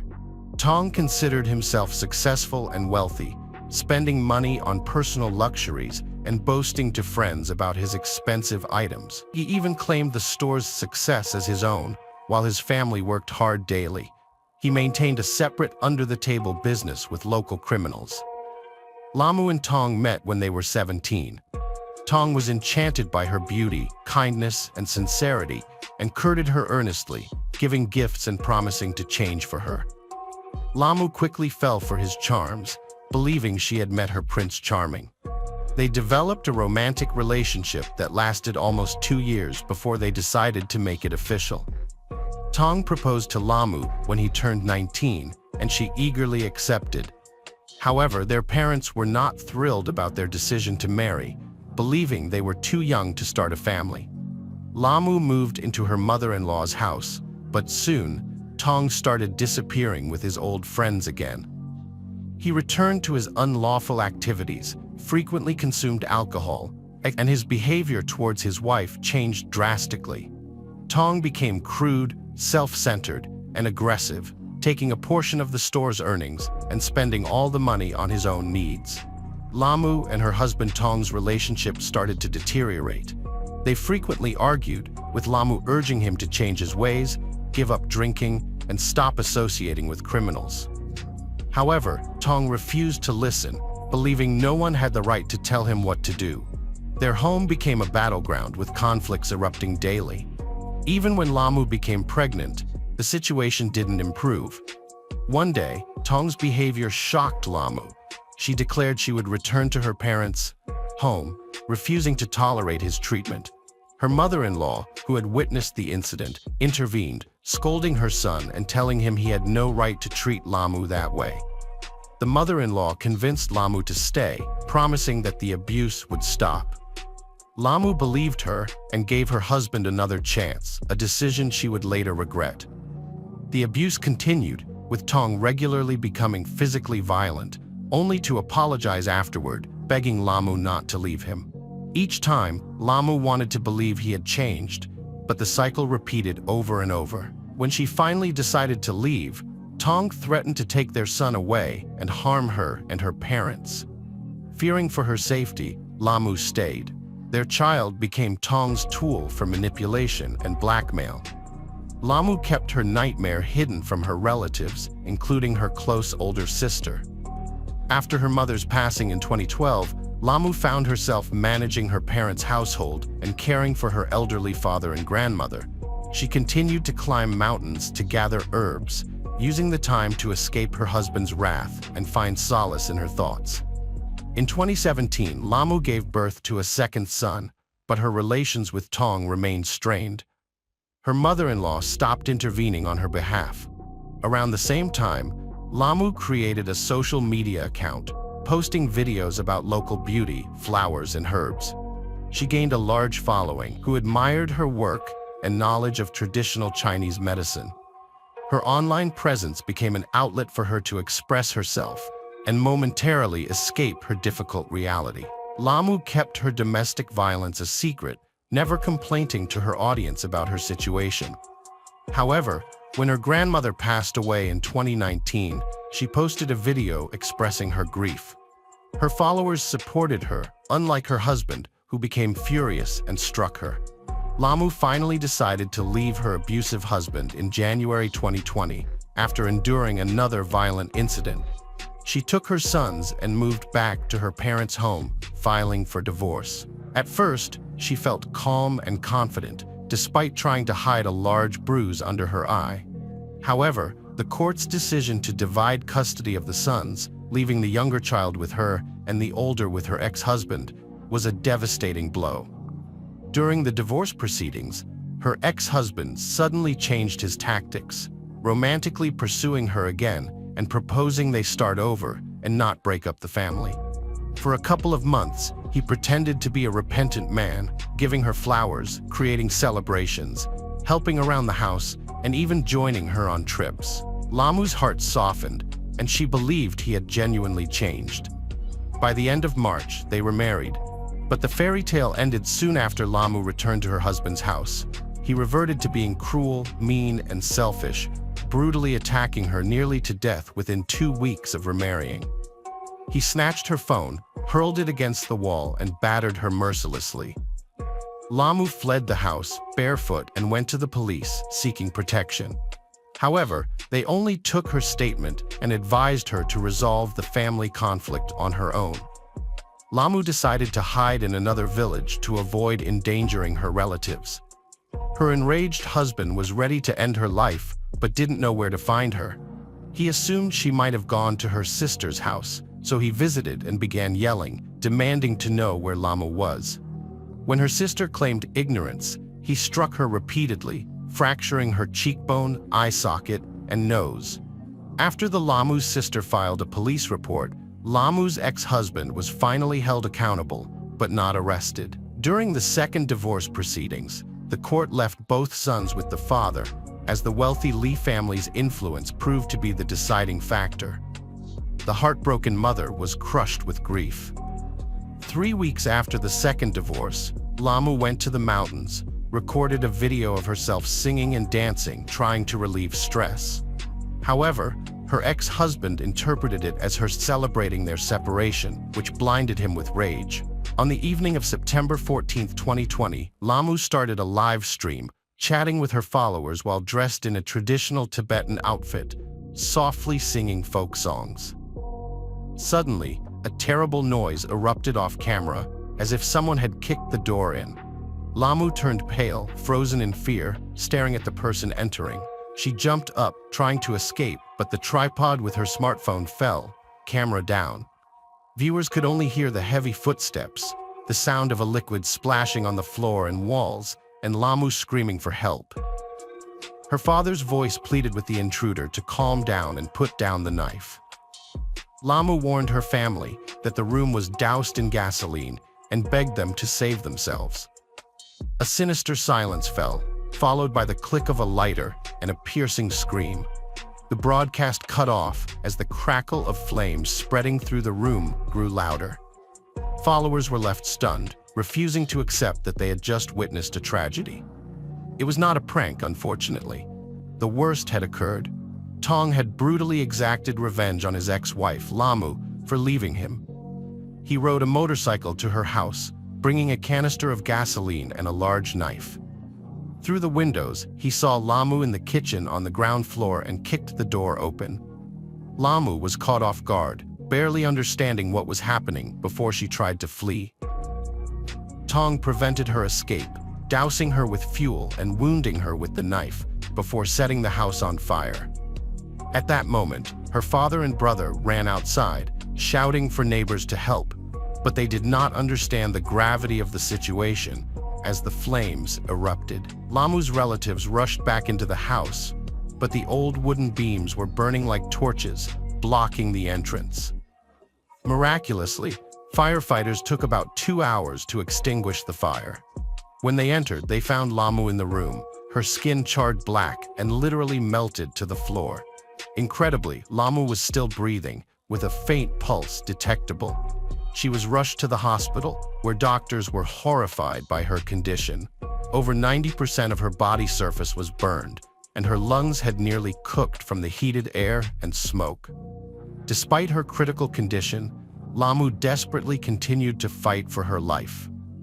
She was in a deep coma, and her condition was deemed critical. The city's burn center was prepared to help, but the treatment cost was a staggering $1,000,000, a sum her family could not afford after losing everything in the fire.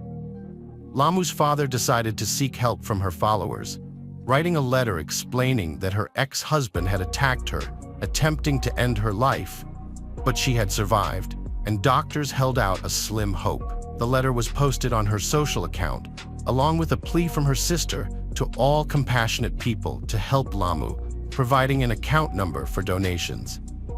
The necessary funds for treatment were raised within an hour of the post, and people continued to send money. Lamu was transferred to the burn center, where she received the necessary care, and her condition was stabilized. At one point, it seemed she might recover. Tragically, after 2 weeks of fighting for her life, Lamu's heart could not endure any longer, and she passed away without regaining consciousness. She was only 30 years old. Tong was arrested the day after committing this heinous act. At the trial, his mother desperately defended her son, who had inflicted such cruelty, claiming that he did it out of intense love for his ex-wife and stress from their divorce.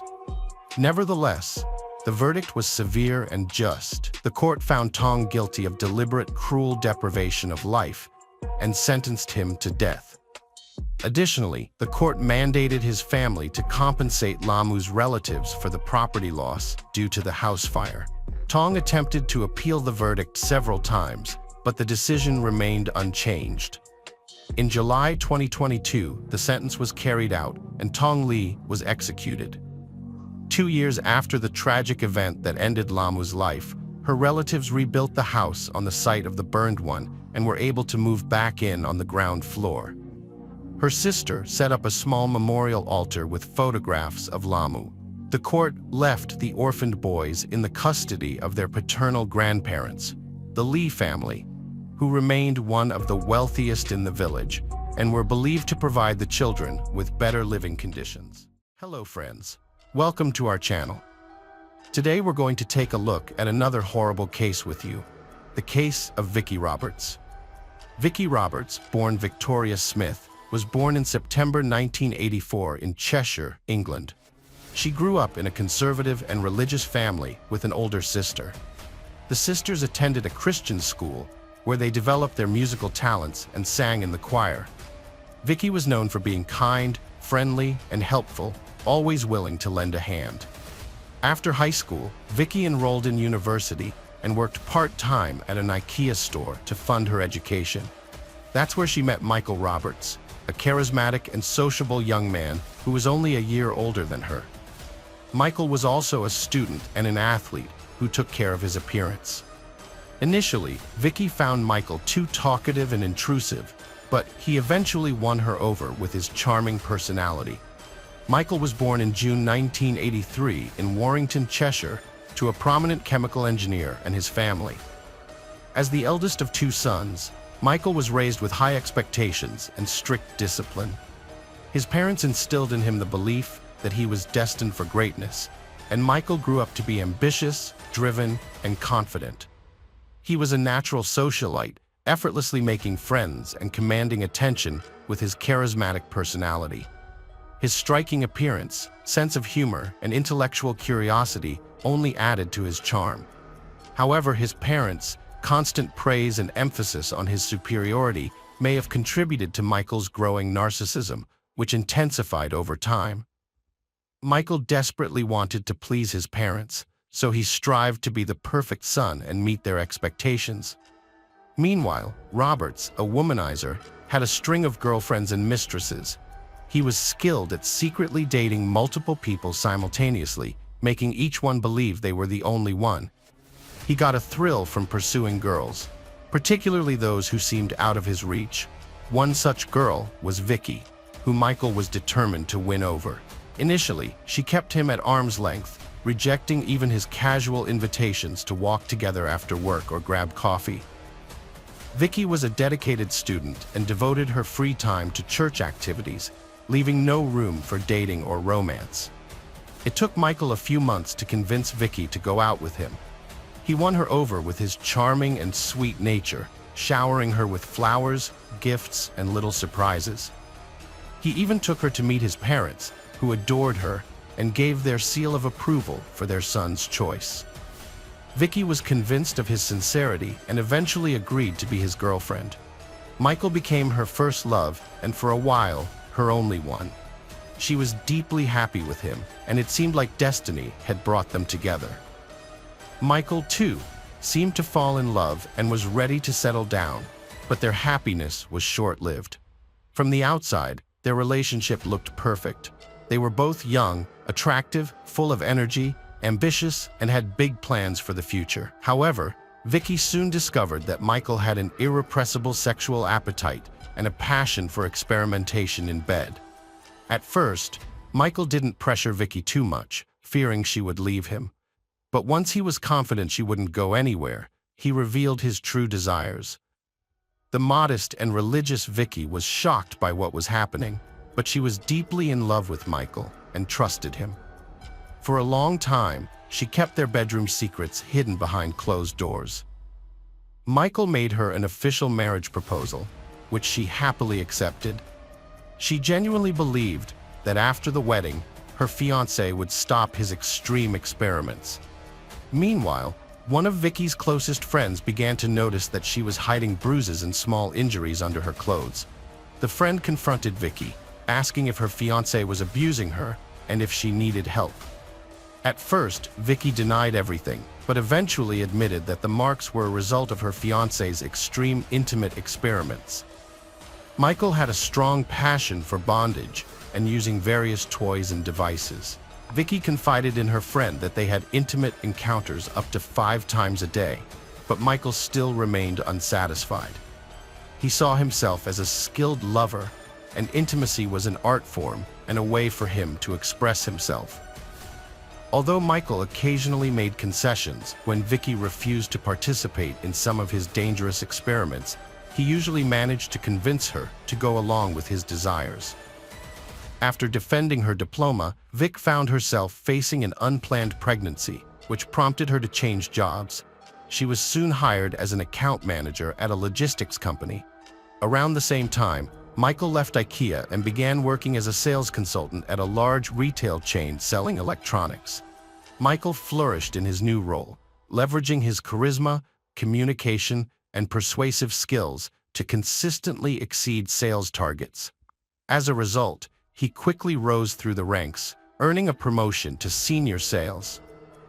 The management even considered transferring him to the main office, but first he needed to undergo training and improve his qualifications. As Michael attended training sessions and traveled to London for business, he felt proud and accomplished. However, in the process, he began to neglect his young fiancée, Vic. He only seemed to remember her existence when he needed intimacy, and their relationship suffered as a result. They stopped talking, hardly spent time together, and outside of the bedroom, Vic seemed to be invisible to him. Michael started having numerous affairs with co-workers, clients, and mere acquaintances while simultaneously planning his wedding to Vicky. He had an insatiable appetite for intimacy with various women, which boosted his self-esteem and gave him a sense of accomplishment.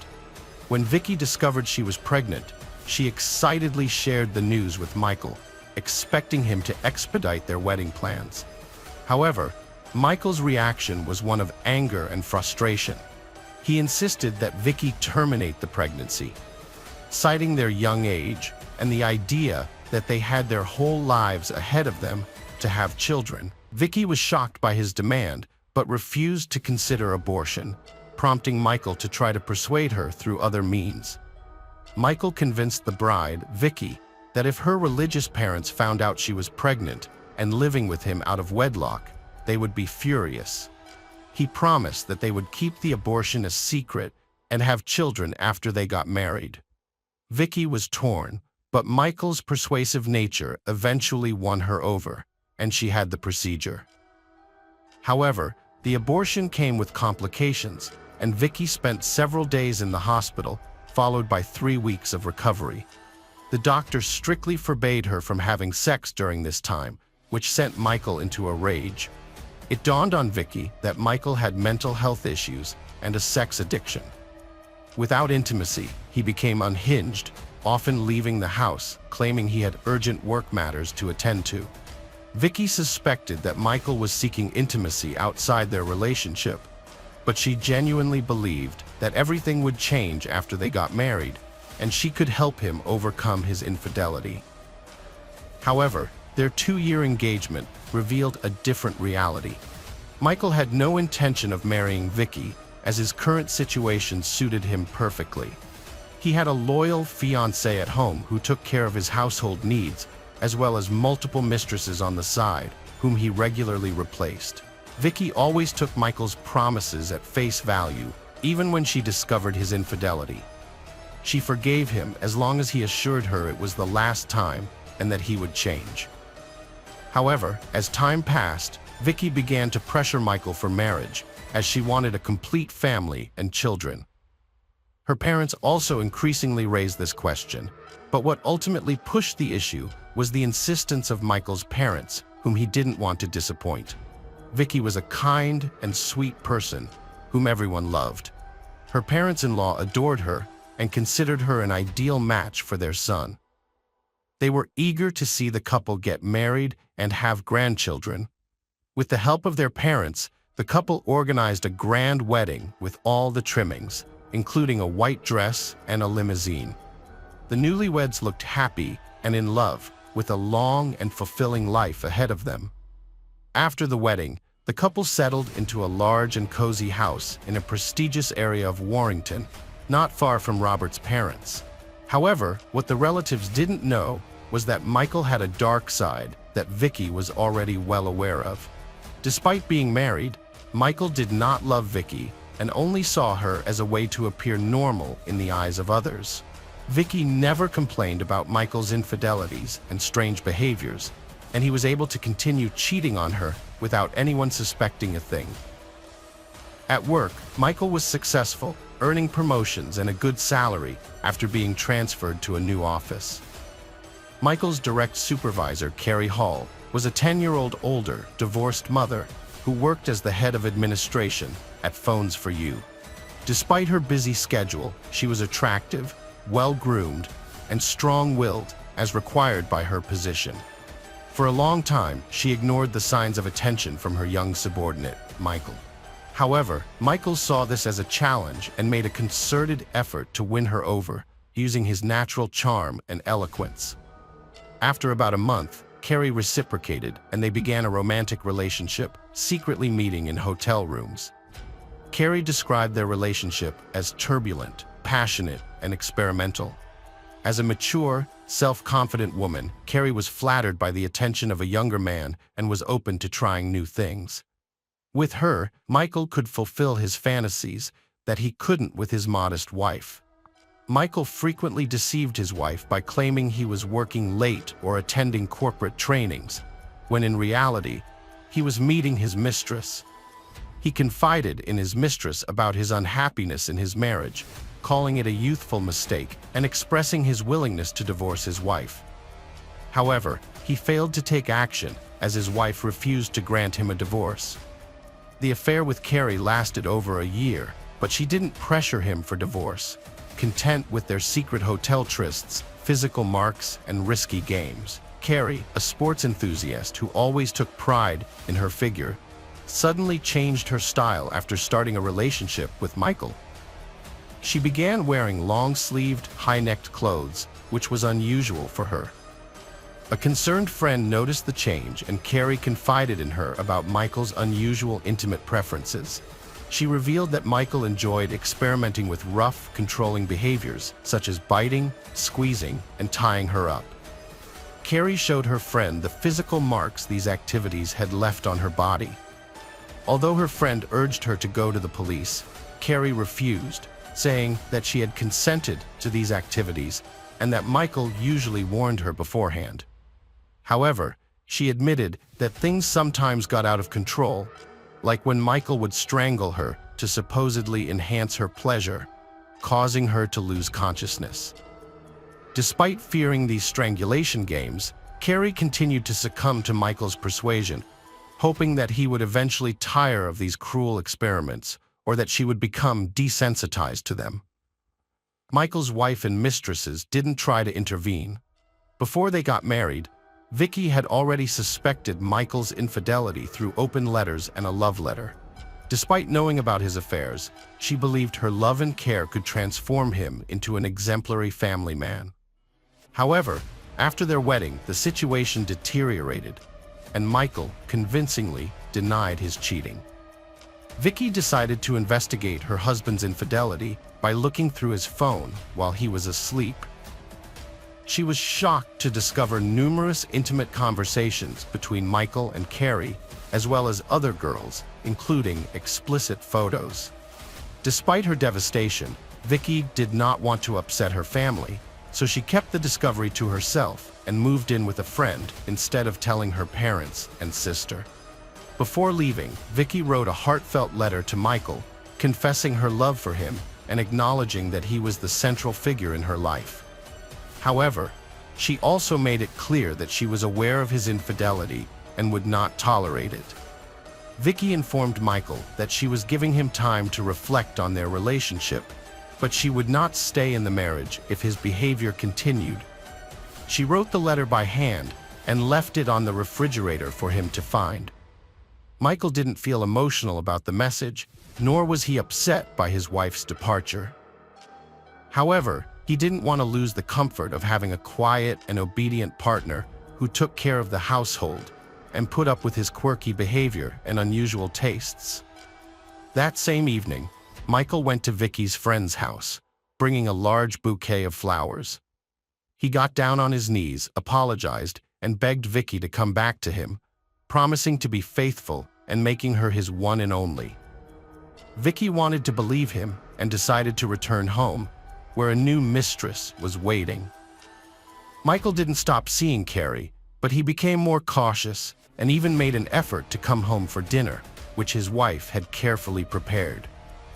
He deleted messages on his phone, changed the password on his social media profiles, and started an affair with a young employee named Karen Wilson, who was engaged to be married. Despite this, Michael pursued Karen relentlessly, making himself out to be a miserable and unhappy lover. He was so drawn to Karen that after 2 months, he decided to end things with 33-year-old Carrie Hall, whom he had grown tired of. Michael told Karen a fabricated story about being unhappy in his marriage and promised to leave his wife soon. Karen eventually gave in, and they became intimate in the office. A week later, she broke off her engagement and waited for Michael to follow through on his promise. Michael didn't plan to divorce Vicky, but he wanted to end their connection and start a new relationship with another woman. To achieve this, he lied to Vicky, telling her that he had already filed for divorce and moved in with his parents. This was a fatal mistake, as Vicky became suspicious that he was still cheating on her. Decided to take action, Vicky waited until Michael was in the shower and took his phone, but she found nothing incriminating because he had deleted all text messages and changed the password on his social media account. Undeterred, Vicky waited until Michael fell asleep and then took his work laptop, where she discovered his account on the social network was still active.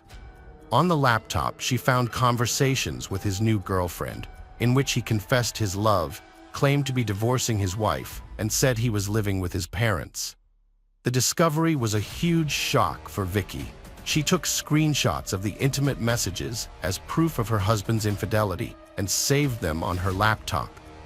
She also found several hotel room receipts in his wallet, which further implicated him. The next morning, Vicky confronted Michael with the evidence, and for the first time in their relationship, she lost her temper. Michael tried to apologize and promised to change, but Vicky threatened to tell his parents everything, hoping they could finally make him see sense. Michael was furious when his wife Vicky threatened to reveal his secrets to his parents. In a fit of rage, he slapped her. Vicky, determined to carry out her threat, got up and headed for the door. Michael caught up with her, grabbed a heavy jewelry box from the dressing table, and hit her twice on the head, knocking her unconscious. Then, he squeezed her throat with his hands until she stopped breathing. With no remorse, Michael wrapped Vicky's lifeless body in a blanket, packed it into several large garbage bags, and carried it to the garage. He then quickly cleaned up the house, removing most of Vicky's belongings. After calling Karen, he invited her over and they had dinner, enjoying themselves in the same house where he had just murdered his wife. The next day, Michael ran off with Karen, leaving behind the scene of his crime. Michael told his parents that his wife had left him for another man. To convince them, he went to their home, cried on his mother's shoulder, and showed her messages on his wife's phone. But what he didn't reveal was that he had sent those messages himself, pretending to be his wife. The messages said that she had lost interest in him, met someone else, and wanted to live with this new person. Meanwhile, Michael also sent messages to his wife's parents from her phone, saying that she had fallen in love with someone else, left with him, and asked them not to contact her and give her space. The Smiths, concerned about their daughter Vicky, immediately tried to contact her, but their calls were consistently rejected. In response, they only received messages asking them to give her time, which seemed strange to them. They then decided to visit Michael's house to get some answers, but his story only raised more questions and doubts. When they discovered that Vicky had stopped showing up for work without warning, they became even more worried and decided to file a police report. On December 1, 2009, the police launched an investigation. It was discovered that Michael had purchased a shovel, rope, rags, and detergents from a hardware store that day, which seemed suspicious. However, he hadn't disposed of the body by the time the police arrived at his home. Although the police didn't find anything incriminating, Michael's behavior and story raised many questions. What was particularly striking was that they overlooked a large package in the corner of the garage. During the initial inspection of the marital home, no signs of the missing woman's clothes, documents, or personal belongings were found, suggesting that she might have voluntarily left. However, Vicky's laptop was discovered in the bedroom, and upon seizing it, the police found screenshots of Michael's conversations with his mistresses, which Vicky had saved. The police then requested a geolocation of Vicky's cell phone, which regularly received messages from her husband and relatives. The search revealed that the phone had been in the marital home the entire time. In a subsequent search of the Roberts home, law enforcement officials made a disturbing discovery in the garage. But just as they were processing this new evidence, Michael suddenly vanished from under their noses, taking a wallet with cash that allowed him to remain hidden for several days. Michael's money ran out, so he turned to one of his mistresses, Lavina T., asking to stay with her for a while. However, one evening, she heard on the news that Michael was wanted for murdering his wife. Without hesitation, she reported his whereabouts to the police, leading to his arrest. When questioned, Michael broke down in tears, claiming he was innocent. He insisted that his wife's death was an accident, resulting from a consensual intimate game where she asked him to strangle her with a rope belt, but he overdid it. However, forensic experts uncovered contradictory evidence. The autopsy revealed that Michael's wife was strangled with bare hands, attacked from behind, and had 2 extensive hematomas on her head that occurred before her death, ruling out any connection to the alleged intimate game. Michael's trial began in January 2010, where he continued to plead innocence and hoped for leniency. Nevertheless, the autopsy results proved that Michael brutally hit his wife twice on the head and then strangled her, hiding her body in the garage. Michael Roberts was convicted of first-degree murder and sentenced to life in prison, but with the possibility of parole after serving 17 years. This means that, if he demonstrates good behavior, he may be eligible for release as early as 2027. Hello friends, welcome to our channel. Today we're going to take a look at another horrible case with you. The case of Ryan Widmer. Ryan Widmer, a young athlete, was convicted of a horrific crime and is serving a life sentence with parole eligibility in 2025, over 10 years after the tragedy occurred. He is now fighting to overturn his conviction. The case has garnered widespread public attention across 3 neighboring states, sparking controversy surrounding his guilt. The unusual circumstances of Sarah Widmer's death and the lack of a clear motive for the crime have made this case highly controversial. Ryan and Sarah met at a local cafe they both frequented. When Ryan ordered a cup of coffee, Sarah noticed a book on his table that she had recently read. This shared interest in literature sparked a conversation that lasted several hours, covering topics such as books, movies, music, and their common interests. As they learned more about each other, they discovered a shared love for nature, traveling, and animals. With each successive meeting, their relationship grew closer and more trusting, eventually blossoming into true love. After a few months, Ryan and Sarah's relationship blossomed, and he proposed to her during a romantic dinner at the same cafe where they first met. Overjoyed, Sarah accepted his proposal. The young couple set a wedding date and began searching for a beautiful two-story house in Hamilton. On April 10, 2008, they exchanged vows in a quaint and intimate church ceremony, surrounded by their closest friends and family. Sarah brought every detail to life, making the day truly unforgettable. She stunned in her white dress, leaving Ryan spellbound. Following the grand banquet, which was met with thunderous applause and joyful cheers, they embarked on a 2-week honeymoon to the Hawaiian Islands, where they reveled in each other's company and the breathtaking natural beauty. The young couple, deeply in love, had made plans for a future together, filled with hopes and dreams of starting a family. However, fate had other plans. On Monday, August 11, 2008, after Sarah finished her shift at the dental clinic, she met Ryan at her favorite cafe. They had dinner together, engaging in lively conversation, and afterwards walked home, where Sarah began sorting out the groceries she had bought. She then sat down on the couch, and Ryan handed her a glass of water and a pill, as she had complained of a headache during dinner. They spent the rest of the evening watching their favorite TV show, exchanging gentle kisses, and eventually, Sarah headed upstairs to the bedroom. She undressed, neatly folding her clothes, prepared a towel, lit scented candles, and put on her favorite music. Meanwhile, Ryan stayed downstairs, flipping channels on the TV remote, briefly stopping at a soccer game and lying on the couch for about 10 minutes. He called out to Sarah over the soft music, but she didn't respond. Ryan slowly made his way upstairs, entered the bedroom, and turned on the TV. He called out to Sarah again, but was met with silence. Panic started to set in, and he rushed to the bathroom, where he found Sarah lying face down in the tub.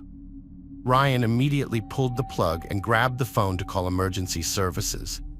At 10:49 p.m., the service recorded the call, with Ryan frantically yelling that his wife had drowned in the bathtub, likely having fallen asleep.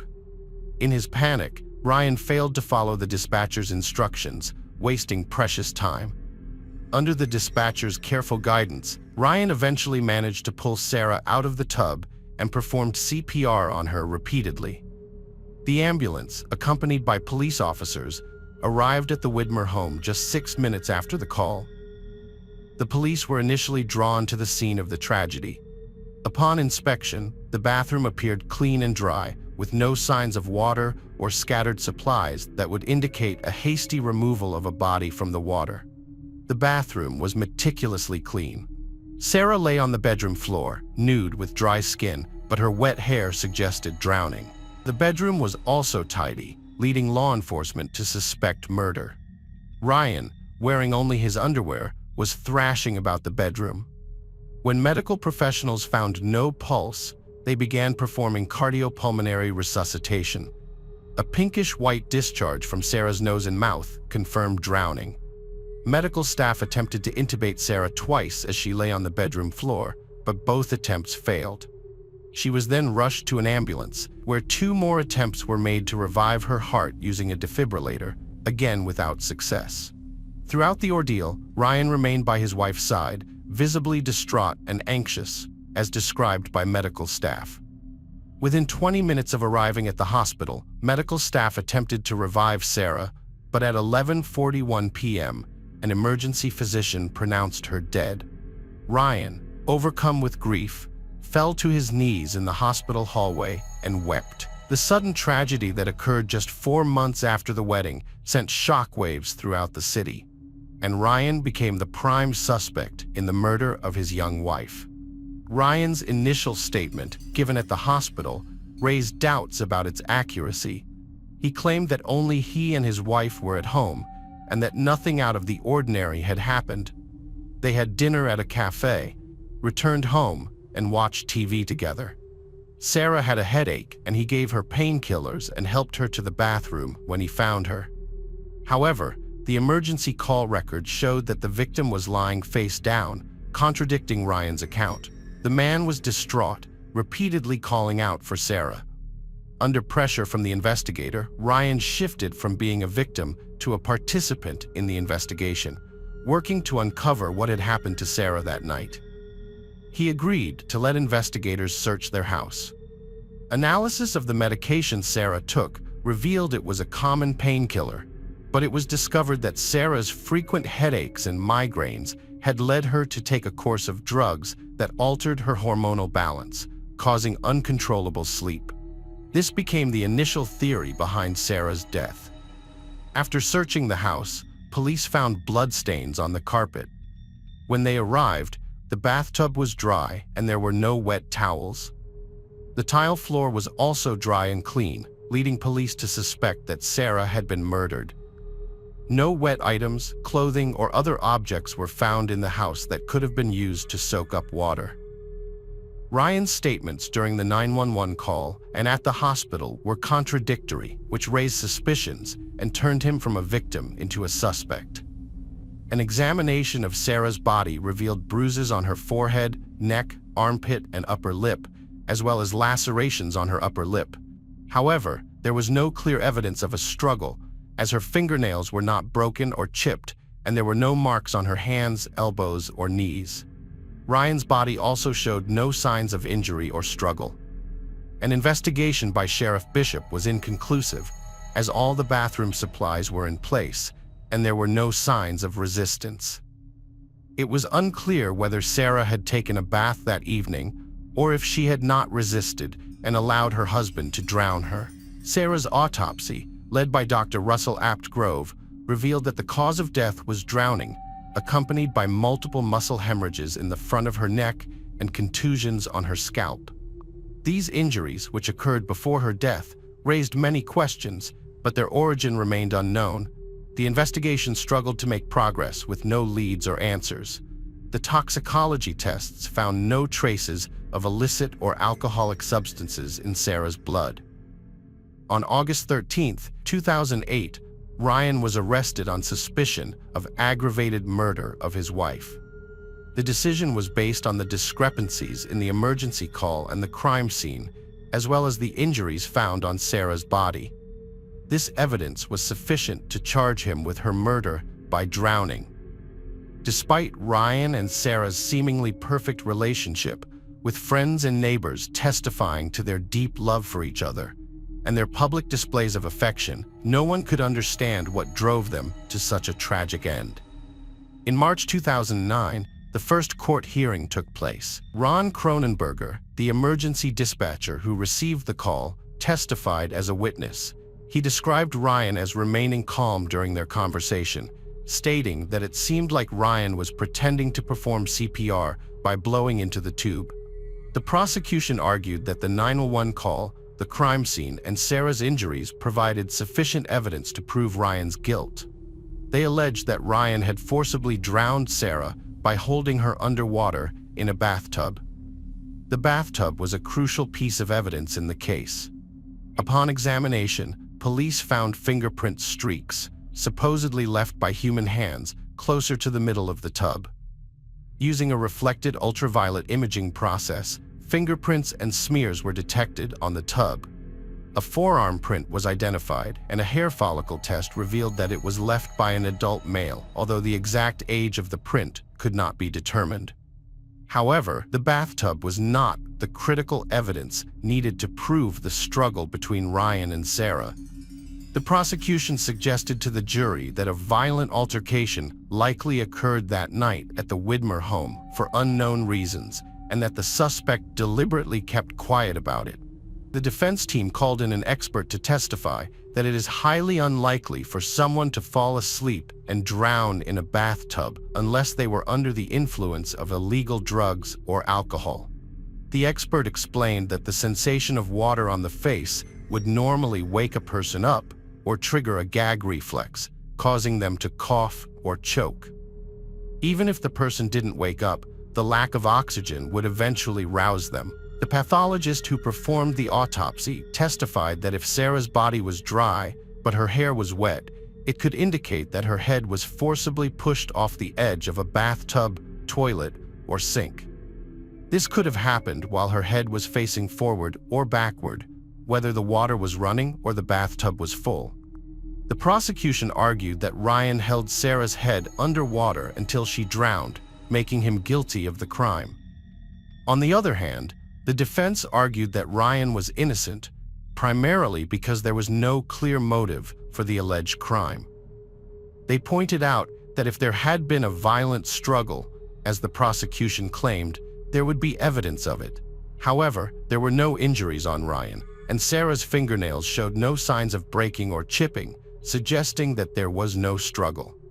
They claimed that the injuries found on Sarah were caused by the prolonged CPR, direct cardiac massage, and repeated intubation attempts made that night at the house, in the ambulance, and at the hospital. At the defense's request, Dr. Werner Spitz performed a second autopsy on Sarah. He confirmed that the cause of death was drowning and observed injuries to her neck, arms, upper lip, skull, a lacerated liver, and bleeding on her neck. However, he couldn't determine whether these injuries occurred during CPR. It was argued that the EMTs tried to resuscitate Sarah for about 45 minutes and that the deep neck bleeding likely resulted from an IV inserted in that area. The EMTs had been unable to access her arm veins. Instead of ruling it a homicide, Dr. Spitz concluded that Sarah's death was undetermined. The defense based their case on the fact that Sarah's skin was dry, which dries faster than her hair. They conducted experiments to demonstrate that when Ryan found his wife unconscious, he instinctively pulled the drain plug to try and help her and then called emergency services. This sequence of events explains why her body was drier than expected. The water had already drained from the bathtub by the time Ryan called 911. An expert witness demonstrated that a person can dry off in as little as 7 minutes after emerging from the water. A second court hearing was set for May 2010. Ryan's father, Gary, claimed that the prosecution had obtained DNA results showing that Sarah had the disease, but the prosecutor refused to disclose them, believing they wouldn't have changed the jury's verdict. However, it remains uncertain whether the jury's decision would have been different if they had received reliable evidence about Sarah's medical condition, which could have contributed to her drowning. The official reason for denying a retrial was the jury's errors in their investigation. Despite another unsuccessful court hearing, Ryan remained incarcerated. The Widmer family received an unwelcome shock when Jennifer Cruz arrived at the prosecutor's office to testify against Ryan, claiming he was guilty. She identified herself as a friend of Ryan's, stating that they had regular communication via phone or email. According to Jennifer, Ryan contacted her on October 26, 2009 at 11:09 p.m. and his voice was highly distressed. He confided in her, saying that he had assaulted Sarah in the living room on the day she died. The trigger for the altercation was Sarah's discovery of Ryan's infidelity, leading to a prolonged argument that started downstairs and continued in the bedroom. Ryan pushed Sarah into the bathroom, leaving her without checking on her well-being. After calming down, he found Sarah floating lifelessly in the full bathtub. In an attempt to cover his tracks, Ryan allegedly wiped the water from the bathroom floor using towels and concocted a story about the accident. However, Ryan's defense team vigorously disputed Jennifer's testimony, pointing out several inconsistencies. The lawyers argued that Jennifer's account was implausible, as no wet towels were found anywhere in the house, including the dryer. Furthermore, there was no evidence of infidelity in Ryan and Sarah's marriage. The family was financially stable, and they never quarreled. Ryan's friends described him as a kind, helpful, and even-tempered person who never displayed anger.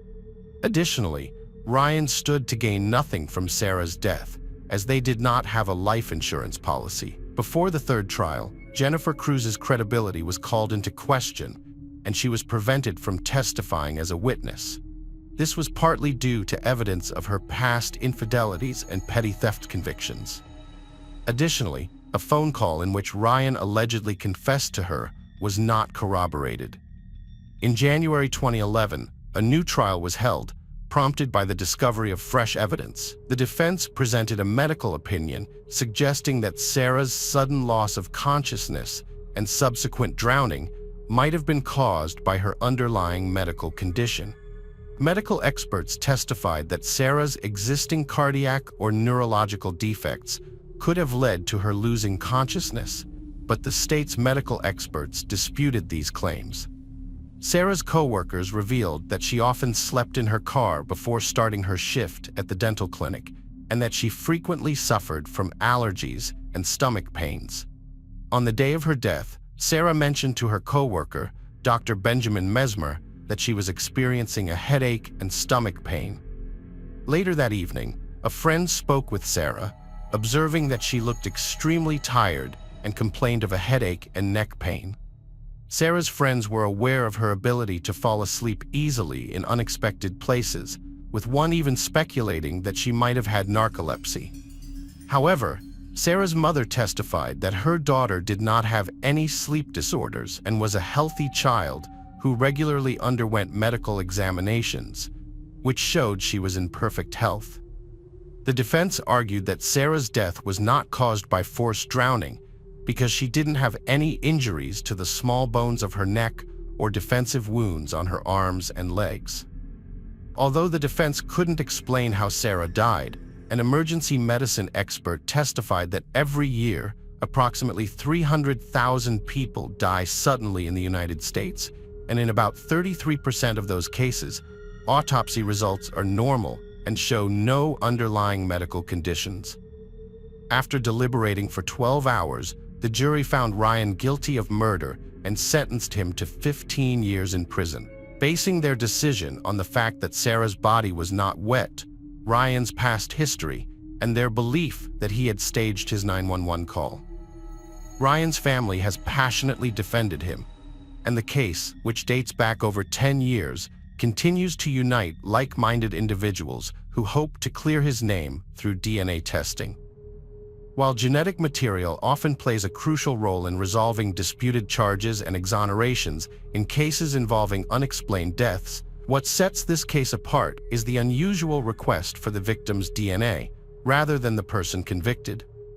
Unfortunately, a Warren County judge has already rejected Ryan Widmer's request to have the victim's DNA tested. Mike Allen, a former Hamilton prosecutor, noted that after listening to all 3 trials, he never found a clear motive, which is unusual in a murder case. However, the prosecutor is not required to prove motive, which makes this case even more peculiar. Ryan Widmer is awaiting a federal court decision on a motion for his release. He has been imprisoned for 14 years, and his first opportunity for release will be in July 2025 unless a federal judge rules in his favor. According to University of Cincinnati law professor Donald Custer, who also works with the Ohio Innocence Project, proving innocence is not enough to be exonerated. There must be evidence of a constitutional error in the judicial process. In 2025, Widmer will be eligible for parole, but his lawyers believe it's unlikely he'll be granted parole because the parole board tends to favor inmates who express remorse, whereas Widmer maintains his innocence.